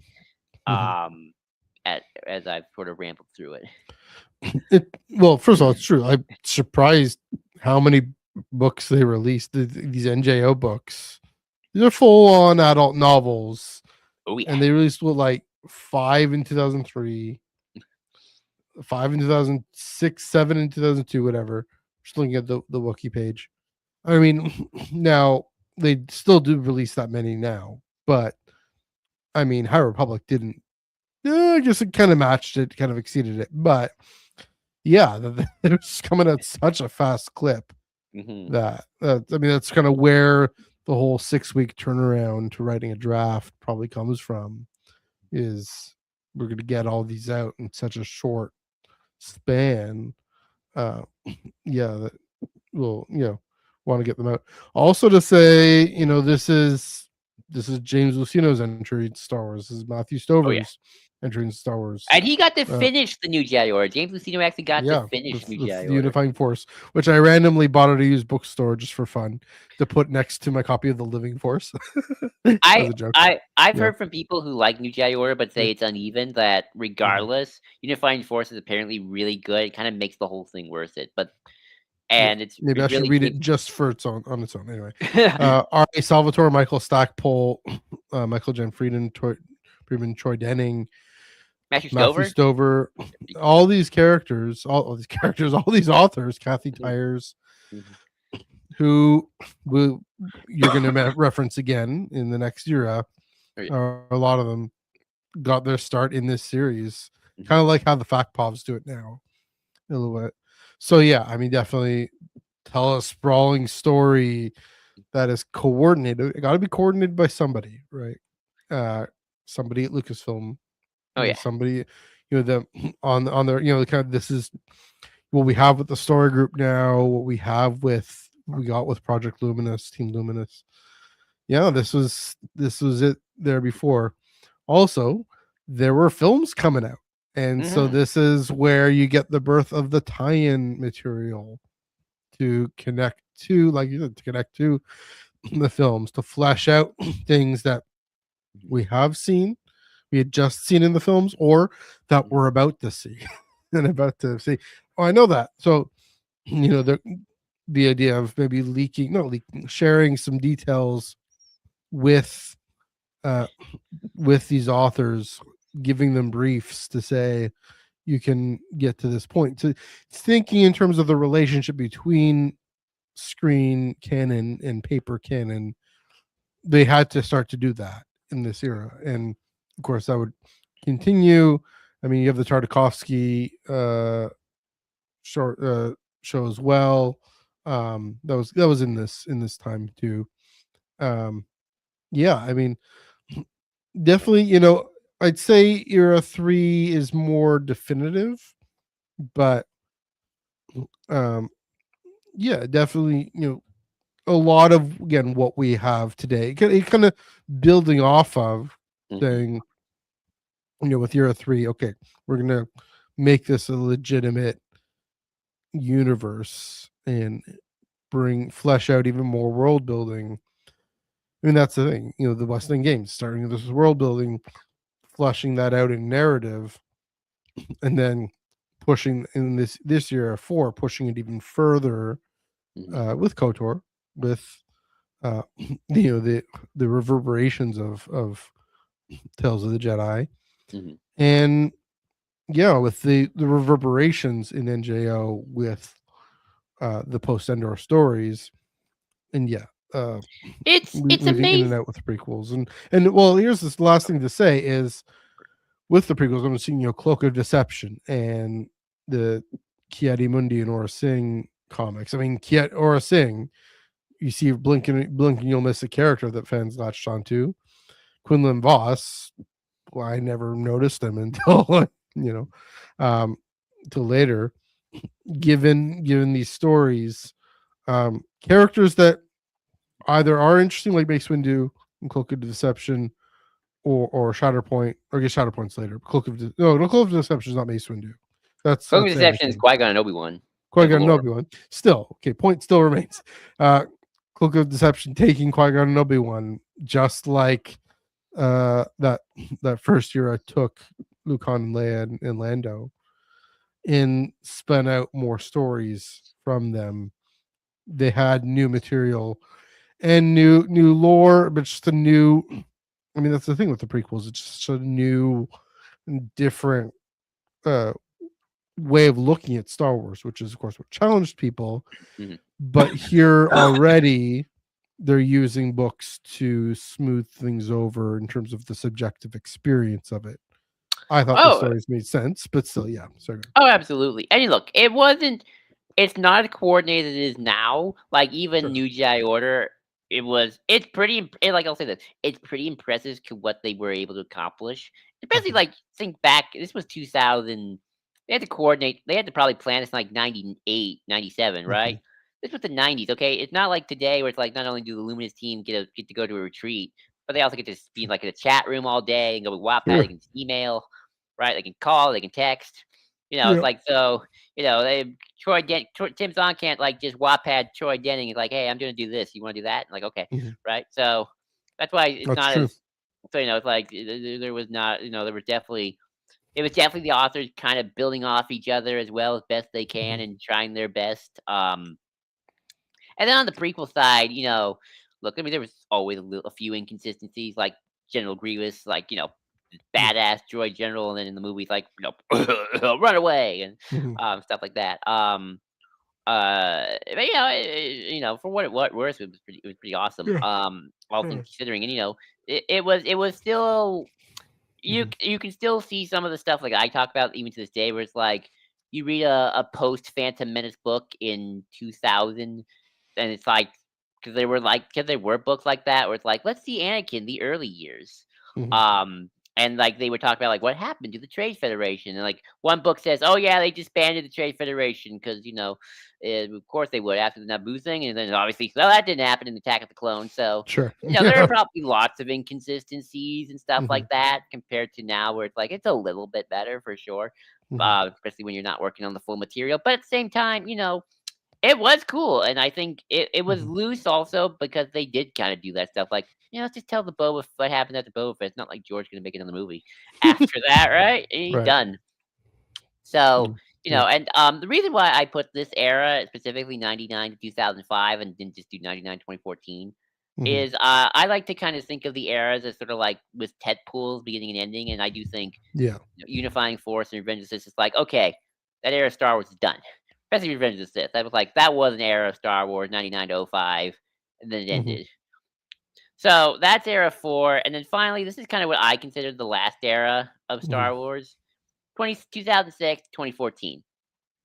So it's kind of dominated by like two things: Denning's verse, and we call it the Denning's verse because Troy Denning wrote a lot. He kind of got to dominate this era of post-Endor storytelling, because the thing is what's interesting about just how Star Wars publishing kind of worked for so long is it really was divided kind of like maybe 2 or 3 ways. Post Endor kind of did its own thing. It would reference stuff from the prequels and incorporate that in, but it's like it didn't affect anything else. KOTOR stuff, Tale of the Jedi to KOTOR kind of always was building off of each other. And then kind of the saga, Lucas era saga stuff. Mhm. And obviously that didn't, and like they didn't really affect each other in any way to like, the prequels didn't really affect anything going on in New Jedi Order outside of like Mara Jade references the Trade Federation once in the book after Attack of the Clones or something like Mhm. that. Or how now in the Dennings verse, there's an entire scene where it's like R2 just unlocks all of his memory from the prequels and just shows Luke everything. And it's like you have, and, it's kind of funny because like if you think about it, it's like Luke, you haven't looked at any of this in like 20 years. Like Right. you had R2 had pictures of your mom the whole time and you didn't even ask. It's like only now R2 you're only now showing him this stuff. Like what why? Okay. So He yeah, so needed him to learn. I guess so. Yeah. Took him 20. R2's like, this kid's so slow. It's taking 20 years. Anyway, Mhm. but yeah, you got the Denningsverse stuff, which is like the post Endor era. Mhm. Um, you had, Old Republic, that was still going on. You had, of course, kind of now, obviously you have Clone Wars, that came out in '08, so that mucks some stuff up and affects things in terms of the wider continuity, in Mhm. terms of like, well, what counts now, what doesn't. Mhm. And then you also had Legacy Comics, which were also, I think, happening. Let me check. I always forget when they started. Legacy Comics. Really late, I think. They're not as late as you think. Yeah. They began in, because they're also Austrian. They started in 2006. Okay, so it Okay. All starts right. really does starts after Revenge of the Sith. Mhm. Yeah. The only reason I say that is because I always see tons of them available for cheap. Well, they're pretty popular. But anyway, Mm. so yeah, so those are sort of like what dominates this era. Mhm. Is you have the Denningsverse and the post NGO stuff. This is Mhm. where things get always controversial because everything gets controversial because when you start a new era of kind of the aftermath of the New Jedi Order, Denny kind of going his own direction with what sort of he thought the implications of certain things were with like Jason Solo and how he thought, okay, I guess Jason Solo should become a dark sider now. Yeah. And then of course, Darth Cassius stuff happens and Jason Mhm. Solo dies. Yeah. Um, which I'll just say this in terms of like we talk about how like there was no grand plan or grand coordination. It is impressive that all of this is just being naturally built off each other by Yeah. different authors, even if it's not coordinated, even if it's like Denning did his own thing. It's impressive, and Mhm. what character in literature? Well, maybe there are some, but in Star Wars literature, at least, do you know where it's like we got to see their literal birth Yeah. and their death in Jason Solo? Like we saw the birth of this guy and his death and everything in between. Well, maybe not Luke everything. Skywalker. Well, that's true. Okay, Luke Skywalker. Don't Well, he forget. never died, but but Yeah. I'm talking about from just publishing perspective. Like Yeah, that's true. that's kind of impressive. Mhm. By building off of the stuff. So that was happening.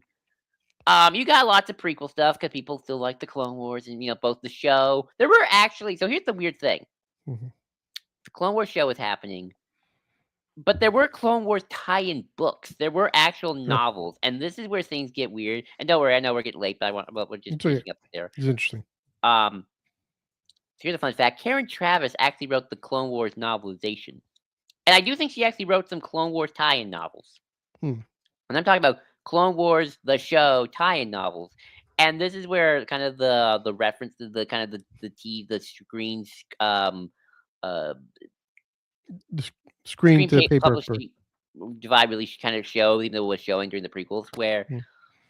you know, Clone Wars wouldn't really. Well, I mean, maybe Dave would sometimes try, but wouldn't really reference or just overrun whatever the comics did or back Mhm. then or whatnot. Sure. But the books, they always tried to find ways to incorporate what they were doing with Clone Wars. Hmm. And there's actually like some artwork in a book where Ahsoka is battling alongside Callista, who was Luke's Jedi from the prequel era as a robot or a computer girlfriend. So yeah, so like that stuff would get All right. incorporated. That's why later Wait, stuff. Luke's girlfriend? Yeah, Luke's girlfriend. Yeah, Luke fell in love with a Force ghost from the Okay. prequel era, and they also inhabited a robot. I Um, see. Okay. and that's why Tim Zahn was like, "No, we're not going to do that. We're going to give him to Mara Jade. Yeah, never mind. That's Mara Jade is a better fit for Luke. Sorry. So like AI chatbots? What's happening here? No, it's like the spirit of the Jedi was possessed the computer to talk. Okay. So yeah, um, and stuff like that. And obviously later stuff like Plagueis would incorporate stuff like Mother Talzin into Mhm. Maul's backstory, even if Mother Talzin wasn't Maul's mom at the time. That came later. Mhm. Um, or how Abeloth was tied into the Mortis gods because they were celestial, became celestials and stuff like that. So it was, Clone Wars would introduce stuff, and the book would try to find ways to Sure. incorporate um that stuff into their narratives. And I think that if this era is defined by anything, it's actually not stories, it's source books again. Mm. It's guidebooks. It's like Essential Planets, Essential Guide to Warfare. Jason Fry was doing the Lord's work. Where if you ever talk to an EU fan who acts like the expanded universe was like this grand coherent thing, they probably feel that way because either A, they were reading a lot of Wikipedia, or B, they were reading the Essential Guide to Warfare, which is a great book. I have it. I read to you it. That's where the Pious Day comes from. Right. But this is also where it's like, okay, we have all these books. If you actually read them, they kind of do contradict. Like, why are we talking about clone masters and stuff like that? Blah blah blah. Mhm. So now we're just gonna take all of this. We're gonna kind of Beaumont Kim create a cohesive narrative with like the Essential Guide to Warfare. Mhm. And yeah, it did work. It's like, okay, yeah, here are all the battles and legends from beginning to end. And yeah, it's like here's a singular coherent history out of this. If we just be vague enough Yeah. and don't focus on like the little mini details. And yeah, it does all work out. And, this is where stuff like the darts. But I also think this era was somewhat defined as well by weirdly a lot of freedom, especially hang on, Mm. Yeah. Go for especially it. post Endor and pre Phantom Menace. Mhm. Um, where they didn't do a lot of dark time stuff, which people thought they would, but apparently stuff happened, and maybe also they wanted to keep that era fresh for Lucas's Underworld show, which would have been set in that era. But post Endor and pre Phantom Menace, it's like whole hog, right? Like Darth Bane, let's do that. Mhm. Coach Swotor, let's do that. 100 years in the future, hey, George ain't doing that anymore. Let's do that. So Mhm. there was a lot of freedom, just like let's expand, let's do stuff, let's let's really just we kind of have free reign. The saga is over. Yeah. He said it was over, right? Um, and it kind of was just a little bit of that. You get some really great gems like Plagueis, of course, and Mhm. Kenobi, which I kind of see as sort of like I always call Plagueis the true ending of the expanded universe in terms of like Mm. kind of like if there's like a story that really culminates so much stuff together as sort of like last hurrah to the publishing side of this era of Yeah. Star Wars, it's Plagueis. The previous one was probably Unifying Force because that also is one of those things. It's again James Lucino who kind of like, okay, let's take everything we've done, let's tell this great story Mm. of that kind of ties it all together. And it's like, okay, yeah, this journey was worth it, even with all the ups and downs. Mhm. And Plagueis and Unifying Force are that for sure. And And Matthew Stover's Revenge of the Sith, from what I understand, oh yeah, a little that bit too. too. That's definitely that as well. Yeah. And yeah, that's kind of what this era was. Clone Mhm. Wars was doing its thing and kind of making things a little bit muddy with the continuity in terms of where publishing stood, Mhm. because it was erasing some of the comics at the time, or like kind of making the comics where those happened a little more confusing. But also kind of also with a time of like let's smoothen out all these eras of Mm. stories with these essential guides and make it look like this is all one coherent thing. Right. And it worked. So yeah, and that's kind of era 4 up to I say 2014 because I think there were a few Era books 5. in what Era 5, you era said. 5. Yeah. I say up to 2014 because I know like things like Kenobi came out in 2013. Mm. Um, and the reboot kind of like there were a couple of things that kind of got to come out even though they were Yeah. still technically legends. So yeah, Mhm. and that's when we decide, what, okay, everything before then it's all legends. It's not really a singular continuity. It's Mhm. just it's just True. everything beforehand. And now we're gonna go for a more coordinated thing because we're going back to movies and on screen is gonna be more prevalent. But Yeah. yeah, and that's kind of the part one of the first era of the Mm. first epoch of Star Wars publishing. But yeah, Matthew, what do you make of that? And kind of just looking back on it now, kind of the evolution from Yeah. here to the canon we're about to talk about next time. Well, first of all, I want to comment on Era 5 Yeah. because that's where most of what I've read, at least Plagueis and Obi-Wan, and Dark Times, Right. really, like you said, the saga's done. So let's dig into really what the prequels have set up, and you get both Plagueis and Obi-Wan are these reflections looking back. I mean, Kenobi. I kind of consider Kenobi an allegory of the Palpatine's rise. It's in that's kind of my kind of off the wall interpretation of it. Yeah, That cool. like in miniature, just in this village in Tatooine, Mhm. Plagueis, of course, is okay. What's going on? What's happening? What does this all mean? Yeah. How Especially did Phantom Menace. Palpatine get all this stuff in the first place to do all this? Where But did it all also, come yeah, where it all come from. But also, again, what does it mean in terms of the accumulation of power from? and wealth for the sake of something even deeper and darker? Mhm. And so, really, I mean, with Darth Plagueis, you get the prequelist Renaissance is the birth of that. Right? Is up until then, prequels were a joke. Prequels ruined my childhood. Prequels did this, that, the other. I think there was still lots of prequel stuff, though. Weirdly enough, like, Sure, stuff.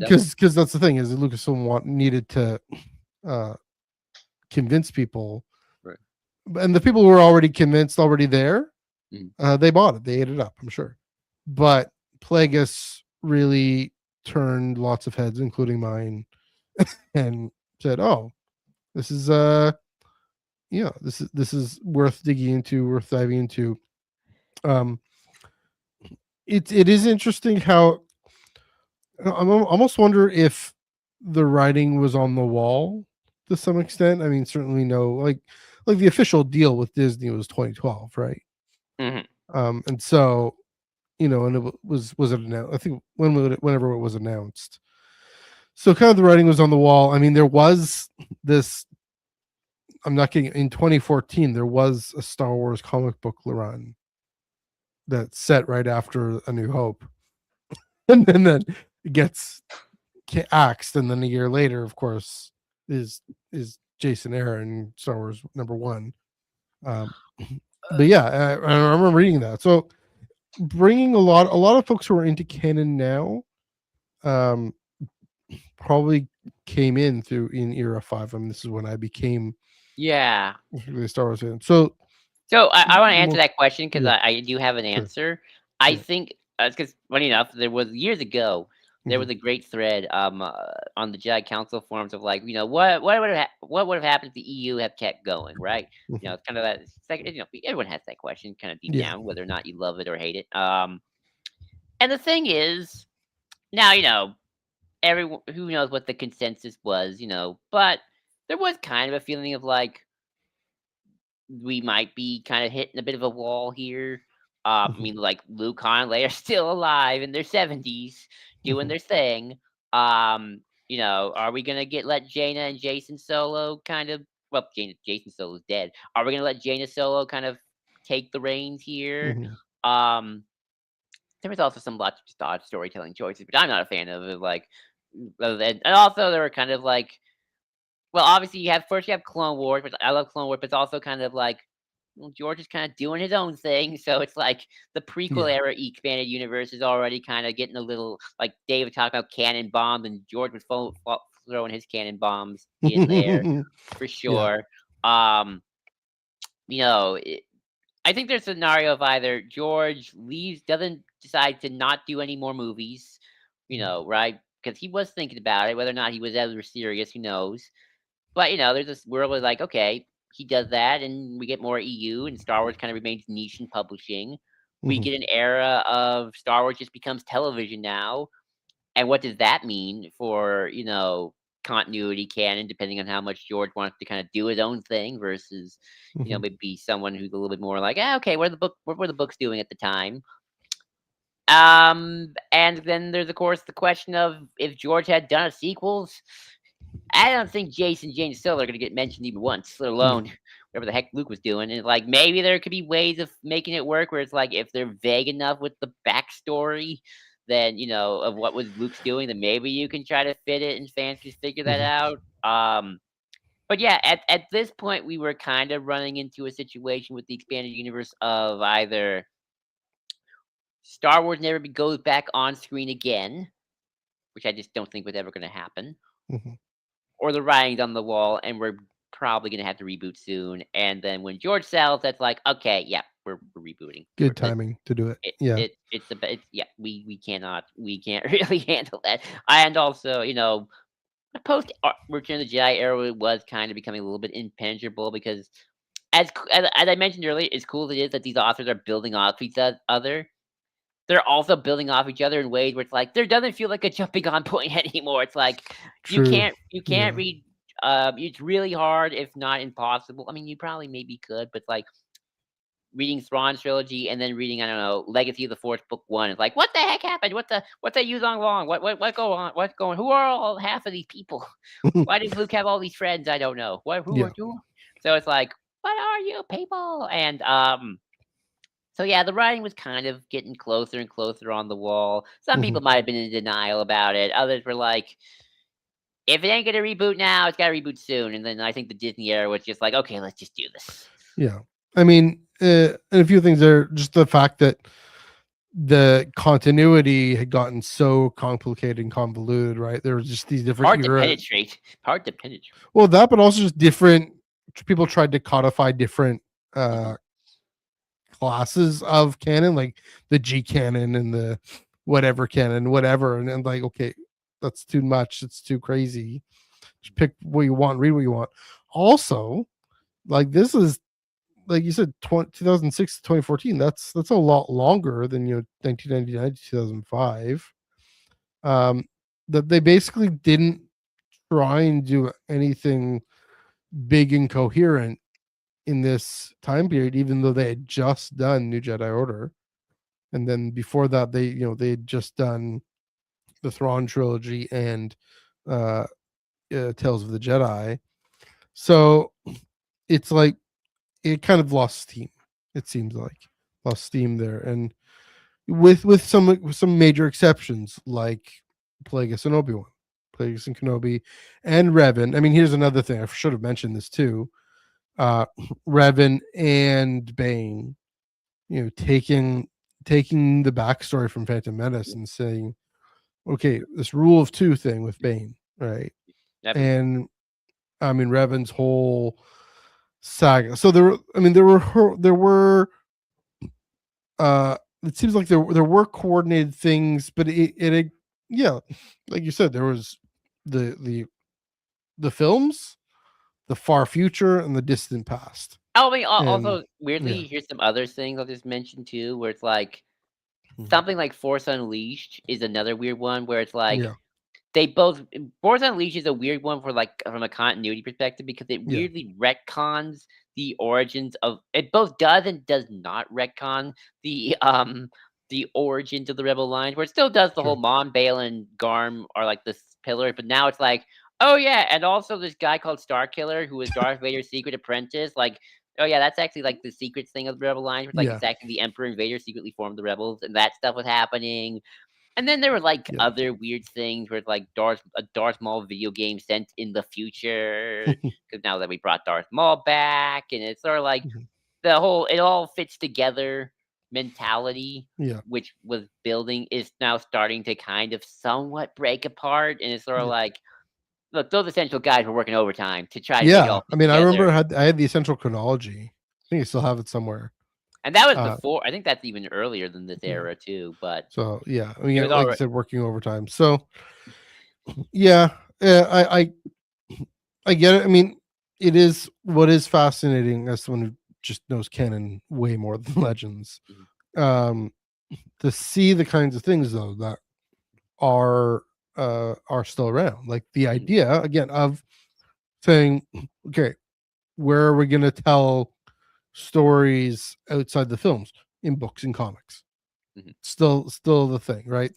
Oh, yeah. In 2014, 2015, where do we go? I know you'll probably mention this next week. But where do we go to tell how Kanan and Hera met?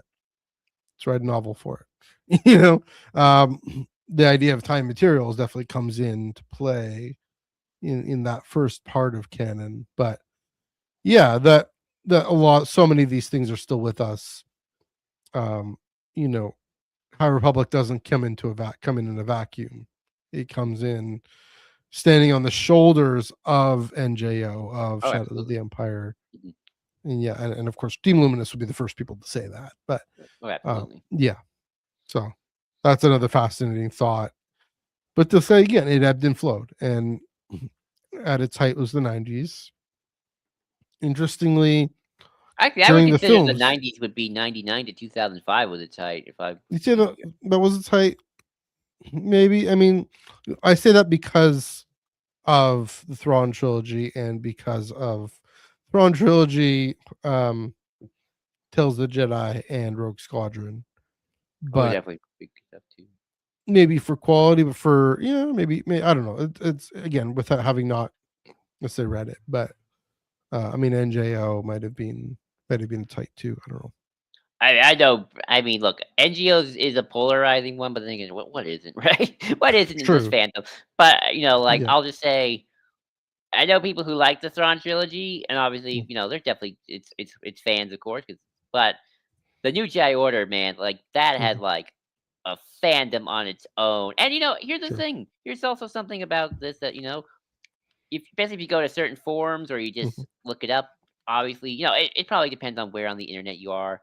Like Mhm. especially if like internet's dominated by like maybe younger people for sure. You Yeah. might not see this a lot, but even to this day, it's still kind of amazing that Jason and Jaina Solo and New Jedi Order are still talked about by Oh yeah. people and still analyzed. Like, if you go to Jedi Council forums, there you have the New Jedi Order reread, and like people are still analyzing those books and like Yeah. big freaking essays about those books, man. Um, That's speaks to their quality. Must be. yeah, I mean, it I speaks to their mean, quality and their like you said, it's dedication. uneven, but Yeah, I mean, not every book with a banger, of course, but 18, mhm. is a lot. But yeah, Yeah. but it was impressive of how much Mhm. of a continuity they kept, and even later things. Sure. I wanted to bring this up. I'm sorry, I just want to make sure I get all of this as much as Sure. possible. Like Legacy of the Force. One thing that did was it brought back stuff from the Marvel comic, like Darth Luminaya. Huh. She was a Marvel character from the from the '80s, who was Mhm. just like one of Vader's many acolytes, because eh, Vader, the rule of two wasn't really a thing. Um, and then she came back in a more serious way. It's like, oh, cool, you're back, and it's like, Mhm. and it was impressive just how much they were able to kind of try to make this as much a singular universe as possible, even if it wasn't ever planned that way. And it's like, Mhm. for what, 40 years of this, I don't know what, 77 to 2014. Yeah. That's impressive, and I think, That's yeah, true. it was all, everything we love about High Republic and current canon. It's all built on the backs of this. Mhm. Yeah. Um, 9 book series. Yeah. Uh, it's supposed to be something. I'm just reading the Wikipedia article of this. Yeah. Again, yeah, from 2006 to 2008. I mean, the way again, the pace that they churn these things out. I mean, Ooh, yeah. that's another reason why. I mean, that's High Republic realized this too, right? That Mhm. you churn these things out so quickly, people don't have time to read them. I mean, I can see also with NJO in particular, with the EU in general. I mean, there was kind of this seems like there was kind of this in crowd of I've read these books. I mean, canon there's a bit of that too, but it's like, oh, I've read these books, I've kept up, and the amount of people who've kept up by the time book 11 comes out, by the time book 14 comes out, keeps dwindling and dwindling. So you get this kind of almost select group of folks. And at that time, they were probably pretty arrogant jerks, but not necessarily. Mhm. Um, I can see. Well, I can see there's this kind of niche within a niche identity that really probably helps people keep it aflame. Which I'm not knocking that necessarily. I'm sure there's like it fosters the type of deep avid fandom that kind of history does. So Uh, yeah, kudos to it. Kudos to Legends. I think calling it Legends is the most coherent thing of it to do. You know what I mean? Well, But I think the thing I always want to point out is mm, people act as if there's like two Star Wars continuities, Legends and Canon. yeah, And there's really not, though. That's the thing mhm, I think. okay, It's the Legends is just anything after 90, after before 2014 or 2013, I guess. Right? yeah, But you read the Thrawn trilogy, it had a very different idea what the Clone Wars were and what the Jedi were. sure. The only thing it was in continuity with the other the future Bantam era books because Hmm. they referenced it. It's And not the original trilogy films, and the original trilogy films, of course, sure. right? Yeah, The idea of a singular continuity, that developed over time, and then true. now that we rebooted, it's like, okay, now we will treat this all as one continuity. Well, we Mhm, still have our flubs, of course, and we'll yeah, talk about that when we get there. But mhm, there is more likelihood for things to get referenced now than there was back then. mhm. Yeah. Well, that's an interesting question, and I know we're running short on time, but yeah, that the idea. I was saying, I mean, the '90s saw the birth of the idea of Star Wars canon, Hmm. but it was really just the attempt to bring things together. Like I said before, like the fact that it was intention to say, "Oh, I'm not gonna." Like it was a matter of contention to say, "I'm not gonna reference what this other guy's doing," and the gatekeepers of the license are Tim, like, Tim, "Oh, what do we do? What do we, yeah, Tim Tibzon's like, I don't want to reference Palpatine coming back in a clone body. That's stupid. yeah." Um, whereas now it's kind of part of it. So my point is, in the '90s, that was where the idea they started to try and do that, and then in 2014, 2015, they said we're going to do that. This is what we're doing. And now If Vanessa you Monroe and Cobb Vance are in two Star Wars streaming shows. There we go. So fun times, fun times.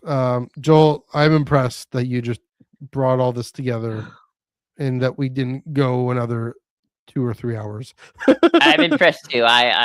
There we go. I mean, let's face it. If we did the whole publishing history, then we would have had to make it 3 hours. That's why we had a firm divide between Yes. canon and legends. Yes. So yes. But also interesting, really telling the story of what is now Star Wars Legends, but that is a good place to wrap things up unless you had any final thoughts. No. Again, these things are legends is so built upon the backs of of uh these things are so built upon the backs of legends that Mhm. it's important to know. I think For Star sure. Wars publishing and history have been like this forever. Mhm. Uh so I think it's an interesting history. I love the behind the scene history of like just the evolving Star Wars continuity, Mhm. and it was fun lecturing to you guys about it. Yes, there we go. Yes, I definitely learned quite a bit. There we go. But this is a good time to wrap things up. Thanks everyone for joining us for joining our first class. There won't be a quiz, don't worry, unless you want it to be. Let us know what you thought of our conversation tonight, what your memories of the EU were, what your favorite books and stories of the EU were, what you thought of what you think about Mara Jade coming back in some story in the future. Yeah. Do you think of what I was talking about with Sam Maggs and Cecil Castellucci and YA, and have you come around to Book of Boba Fett a little more? Let us know in the boxes down below. The comment down, they aren't going anywhere. Please also do give this video a like and a share and subscribe to the channel if you haven't done so already. Again, Joel, thanks for guiding us through. Again, I learned some things. Great Yeah, to see it I guess overall. was Yes, there you're right. anything in particular that you thought was that surprised you the most? I guess before what's your last question? Again, the speed that these books came out was one That's thing. true. Yeah. Yeah. But also that kind of there was a height and then it dropped off a Mhm. little bit. So, anyways, thanks for guiding us all the way through this. Where can they find you on the internet? Yes, you can find me at JID20234 on Blue Sky. JID20234 on Blue Sky. Of course, we're also on the Star Wars Underworld Discord server, which is link below. And of course, I run both Star Wars Underworld Blue Sky and the Ion Canon.bisky.social Blue Sky as well. So yeah, keep up. Sometimes I like to post stuff. Yeah, it's ioncannon.bisky.social. You can find my personal Instagram, MNEUG1138. It's also my Blue Sky and Threads, but I mainly post on Instagram. The Tractor Beam.bisky.social this coming Wednesday. Fire Republic, Pathfinder's #1, and the penultimate Insider short. Forgot to mention that. RIP soon to RIP Star Wars Insider. I feel bad now that I didn't say anything about Insider because that's also, I guess, Star Wars publishing history. Yeah, it was part of. I'm sure there were lots of magazines and stuff that I didn't think of because I was focusing mostly on the story stuff. But yeah, Insider, that's been around forever. But also like original fiction in Insider, and this is the second last story of original fiction in Insider. Chris and I are going to talk about that. Came out a month or so ago, but Chris and I are going to talk about that this Wednesday at 9 p.m. Eastern, 6 p.m. Pacific, right here on the Underworld YouTube channel. And you can find our and wherever your podcasts, you can find find us on Blue Sky there at the tractorbeam.bisky.social. And then next week, what are we talking about?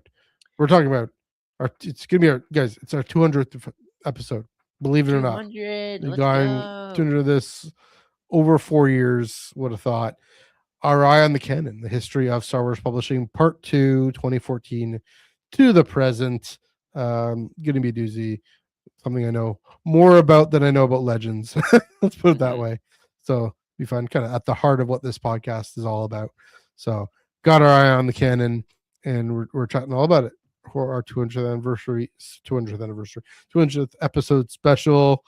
But yes, until then, Joel, let's blow this thing and head home.